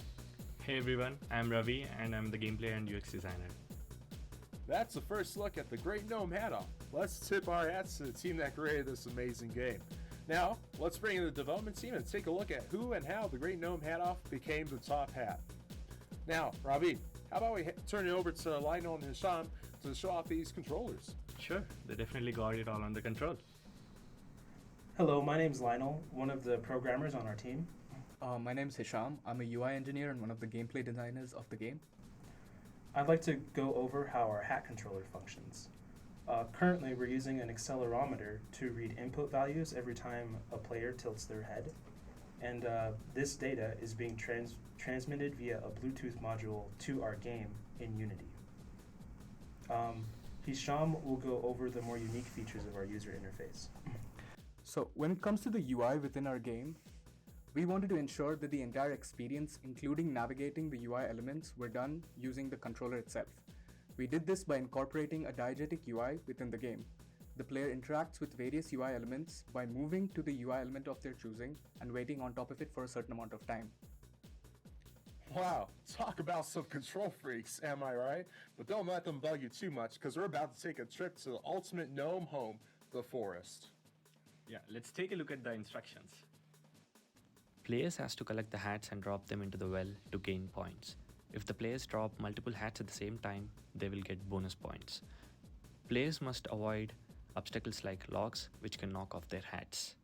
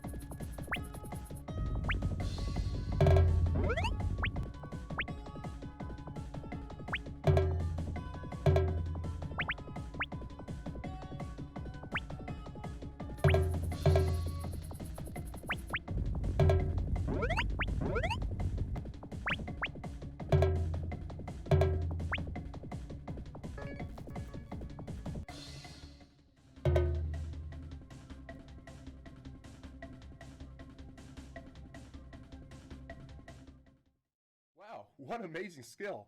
Where did this groundbreaking gameplay come from? It's from our amazing team. Let's go meet the rest of them. Hi, I'm Ivan Lee, and I'm one of the artists for our team. The forest map was the first map we developed for our game, and as such, a lot of time went into figuring out the art style and the direction for the game.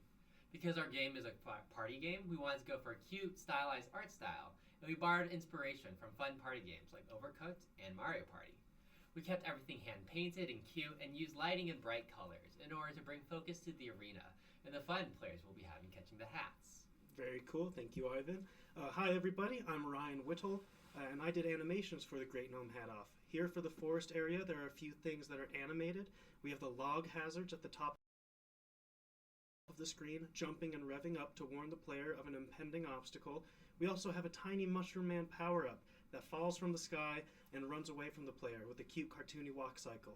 Lastly, we have the gnomes themselves who have been given a small bobbing up and down animation meant to give them a bit of personality while traversing the levels. Thanks, Ryan. Hey guys, this is Lucas, one of the programmers. I'm here to talk about some interesting functionalities within the forest map. Besides logs, we have another dangerous hazard coming from underground, a furious mole that tracks players down, stands them, and steals their heads. We also have the unique scoring system. As players scramble around the map to collect heads and deposit them in the well, their scores increase. We focus hard on creating an exciting and interactive experience for players of all skill levels.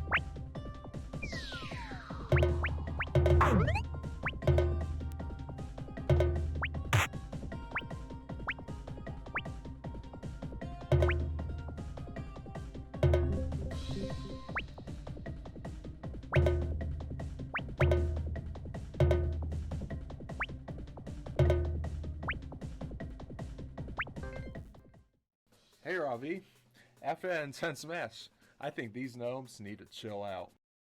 That's a pretty cool thing to say, but I think so too. Cool stuff. Let's show them the next stage then, the ice map.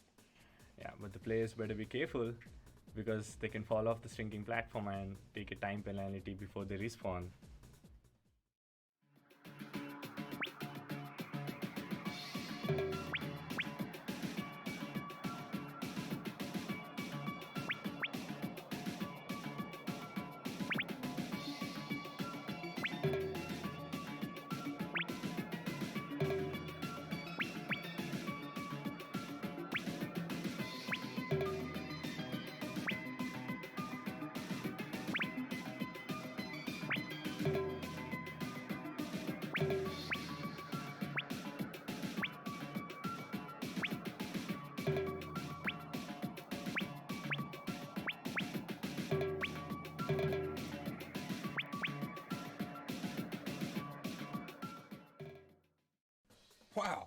for being such a cool map. That was definitely some muted gameplay. Yes. Let's go meet some more of our team and see what they got regarding this map. Hi, I'm Pranav. I'm one of the gameplay programmers and a part of the design team. Ice Map has cool gameplay mechanics, and collecting the seal is one of them. We have a dynamic shrinking platform which creates more water space gradually. So collect more hats and take advantage of this to win the round. All you have to do is hop onto the seal and get ready for a water ride. Hi, I'm Ruijia. I'm one of the programmers. In the snowball level, snowballs will randomly fall from different locations at different speeds. After a snowball hits the ice, cracks will appear on the ice surface. If the player continues to stand on the same fragile piece of ice for more than 2 seconds, they will crack and sink. Hi, I'm Steven, one of the technical artists of Gundam Head Off. I'm Yueyang, the environment artist of our game. The art team put a lot of fun and solid ideas into this ice map. Every single piece you see on the screen is designed and handmade by us. Ice cliffs, trees, holiday presents, lamps, ice platforms, and also the cutest of seals. We also make sure that all of the assets are following the same artistic style. On the tech art side, we created a snow particle system to match this level, and it looks really nice. We also made a custom sea shader and a starry, dreamy atmosphere to maximize the cartoony feeling that we were pursuing. And after the polishing and tweaking stages of development, we are really excited to now show you the ultimate ice map.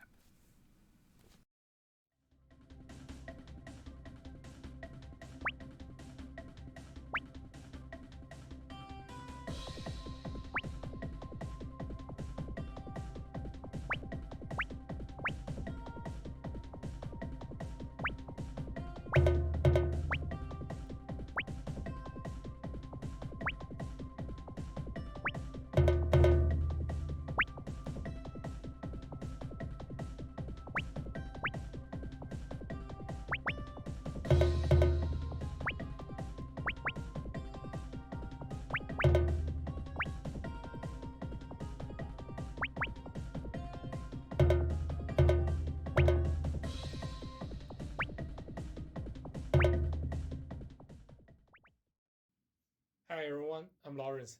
I'm the producer for this game. It has been a wonderful semester for us to work together as an awesome team. And I'm excited to announce that we will be taking this game to GDC All Control next year. We want to thank you for joining us today at EAE Launch and hope to see you again next year at GDC.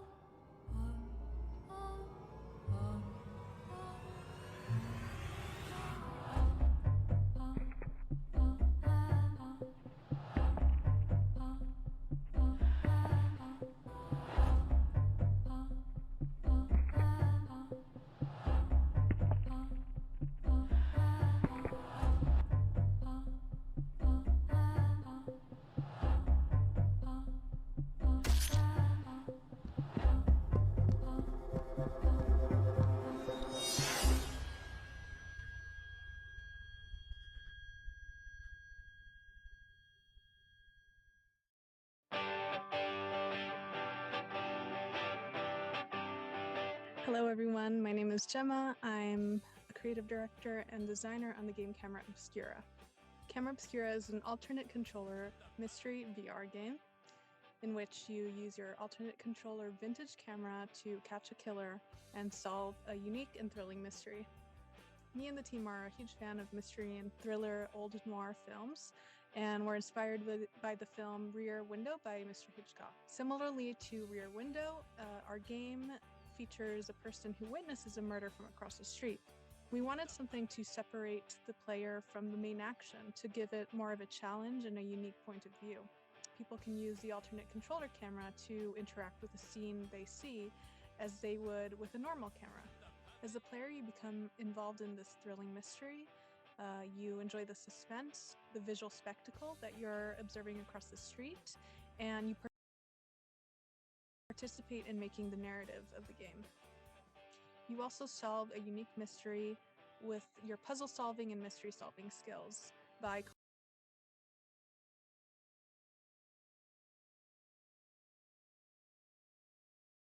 participate in making the narrative of the game.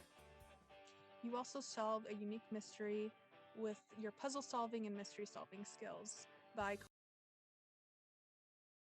collecting evidence using the functions of your camera to place evidence pictures, suspect pictures on your evidence board, and also preventing the killer from killing again by using the flash function of the camera.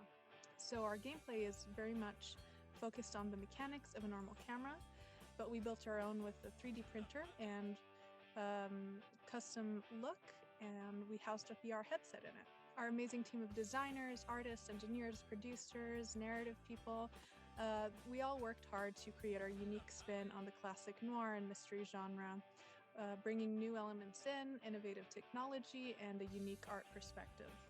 We also play with the moral ambiguity of human nature and curiosity as we force the player to look into what someone's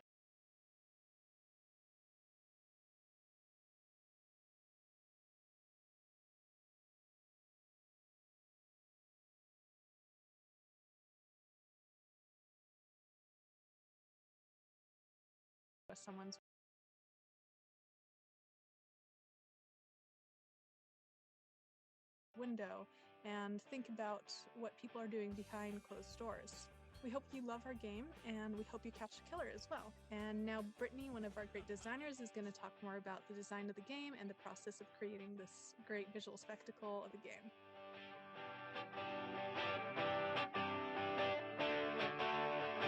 Hey, I'm Brittany Walker. I'm the designer for Camera Obscura. We designed Camera Obscura to challenge players' perceptions and reflexes through a rear window style of gameplay where players must save the lives of their neighbors as well as themselves by collecting evidence and, of course, scaring away the killer using an actual physical camera. As you can imagine, some of the design challenges that popped up around actually building an alt controller, an actual controller for the players to utilize was what that camera would actually look like. What is the hardware going to feel like and look like for a player? We wanted to understand what it would cost us and what would it be like to build an actual display inside of a camera hardware without compromising an optimal player experience. We also asked questions about how to maintain a sense of urgency in such a short gameplay for players without losing the look and feel of a true murder mystery.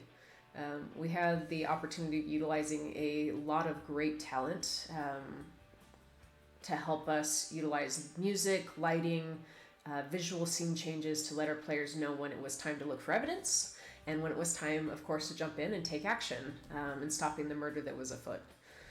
The gameplay loop is really, really simple.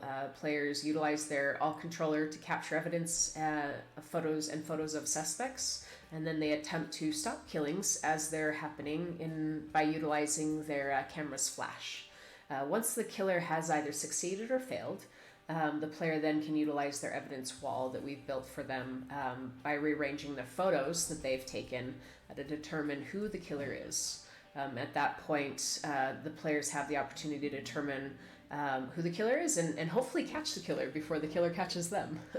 By utilizing the input from each of our team members, we were able to develop what I feel like is a game that can continue to be built on year after year. And I'm genuinely looking forward to continuing the development cycle for future iterations. So please come check us out, come play around with our game and give us feedback. We'd love to hear it.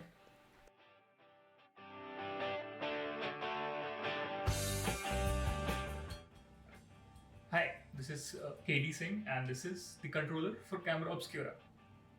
Our controller consists of 3 basic components: an Arduino for processing our inputs and sending it across, a simple button for the camera click, and a lens that we can rotate and set the zoom for our camera in the game. So with these basic functions, we wanted to create an immersive experience with our headset where we, while using a VR headset, where we could look into it and just have a feel of as if we were looking through an actual camera and play the same game. So let's jump into the game and see how it works.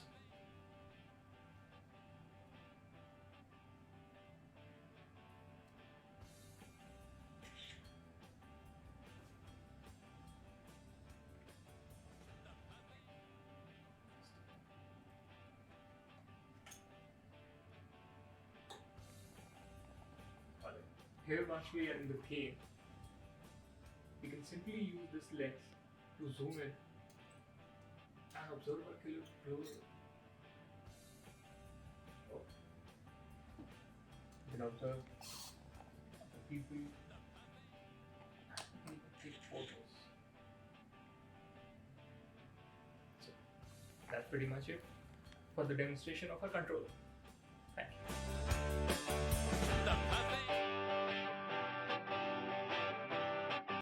Welcome to Camera Obscura. As you start the game, you get a first-person view of the building across the street. You can tilt your camera around to look at the building or at your evidence board. As you zoom in, you see various people in the building and a killer on the loose. Use your flash function to scare the killer away. If you don't use your flash in a timely manner, a victim will be claimed.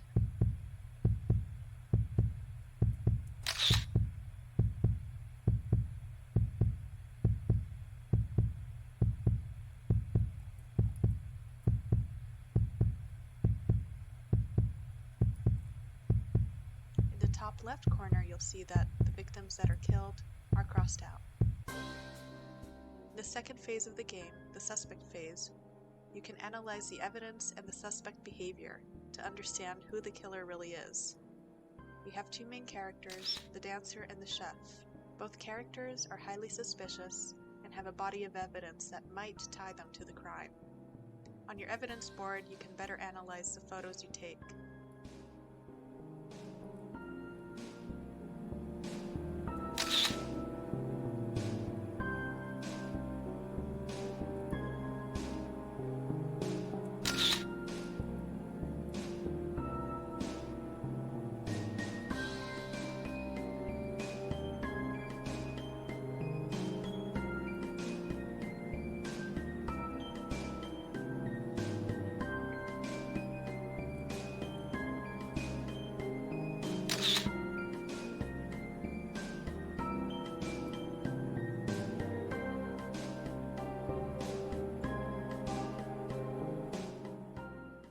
Compare the evidence and the suspect behavior to the previous photos you took of the killer.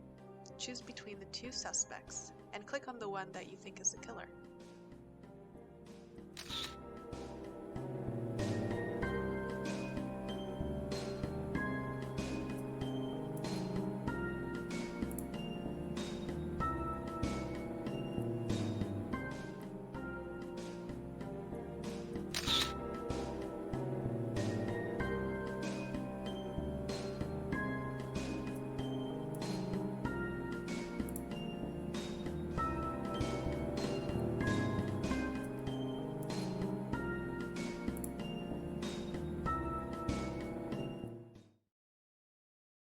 Hi there.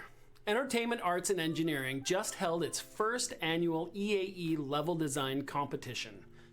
The levels were created using Super Mario Maker 2 on the Nintendo Switch. The theme was Rhythm and Flow. The competition was open to all U of U students, alumni, faculty, and staff.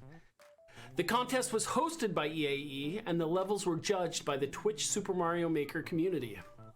Big shout out to all the judges: Snowbear24, Cosmic, 3D Mentor, Sherby, Roy Roo, and Wheatwell, the Dandy Gamer, JZL Gaming, and the Checkpoint Professor.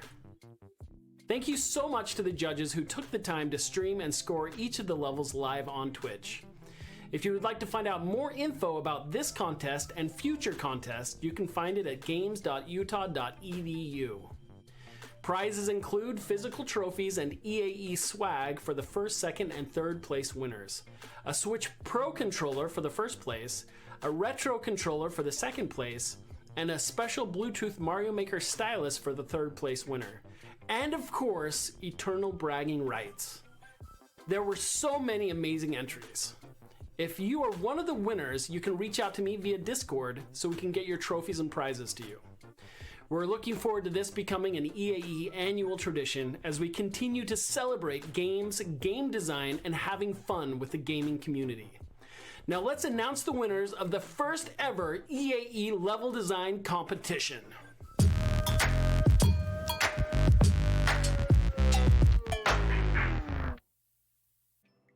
Alright, close shave gauntlet, tight gaps and lots of spikes. Will you beat the clock? Roy Rue. Man, Roy Rue's got some Utah fans. Alright, close shave gauntlet. You want me to send you some sleep? Alright, we got 40 seconds. Oh my golly. That was a horrible jump, sure. Good try. I wonder if you can... No, spin jumping on that wouldn't work.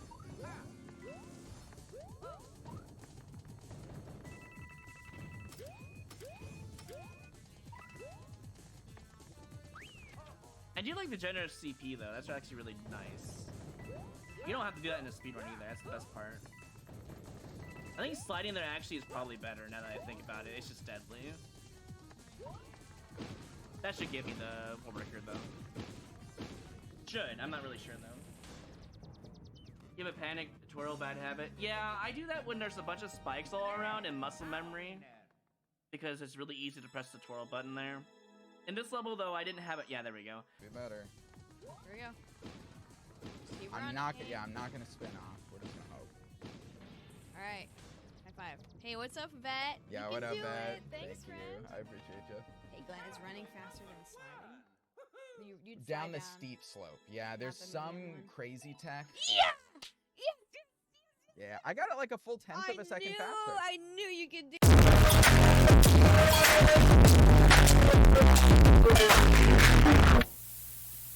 Sack Daddies? Ah! Ah! I got a hashtag! I got a hashtag! Whoop whoop! Whoop whoop!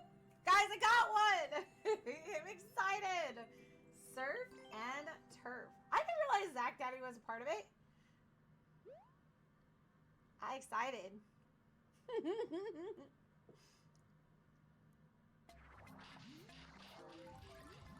Where am I? Oh.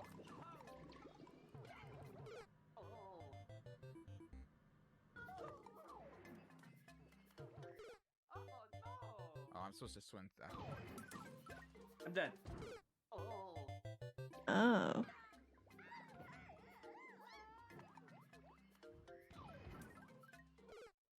It's gonna be where it is.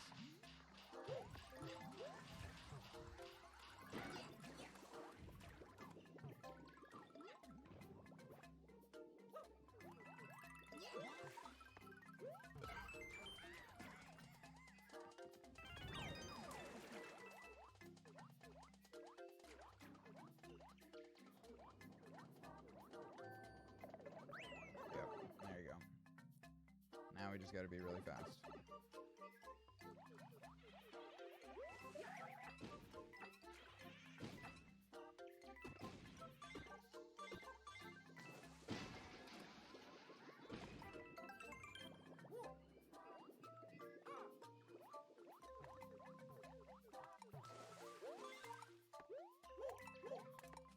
Ooh. Mmm. Mmm. Oh, we got it. Nice. Just under the 48th.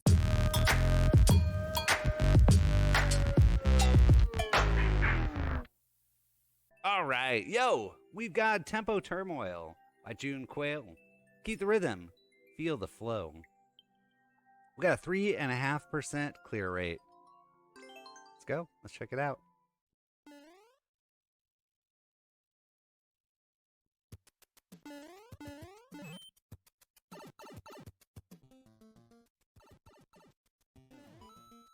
Oh. They have some fancy techniques already. The bat, this is a beautiful setup with the on-off blocks. Nice. Oh snap. Okay, we did it. Okay, we're gonna skip the 50 coin. We're doing okay so far. Whoa. God, speed runner over here.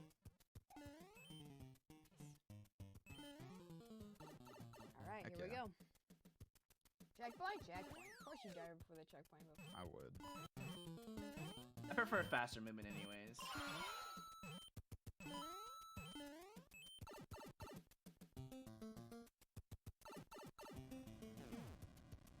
It's nice to see that someone actually. Oh god, I can't talk during this, by the way, otherwise I'll die.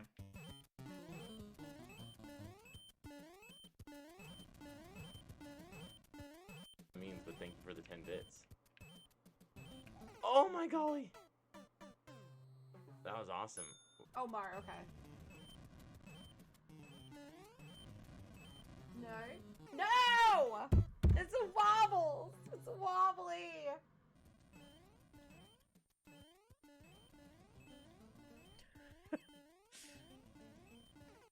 This part, I don't know if there's like... Oh!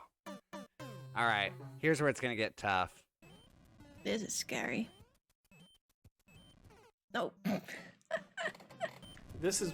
Oh, and then I jump into the flame, dude!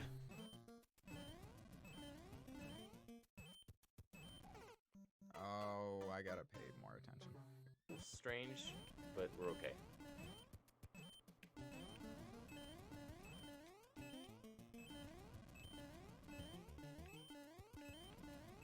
Okay, we're fine. And we fall down. Second checkpoint. Cool. Ooh. Oh no.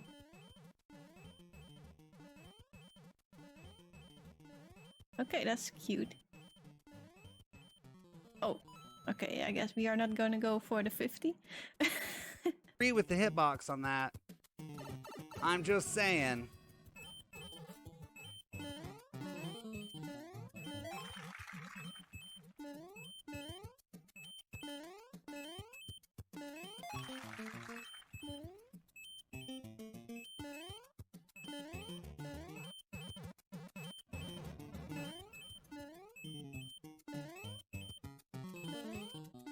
Not to do this scary section again.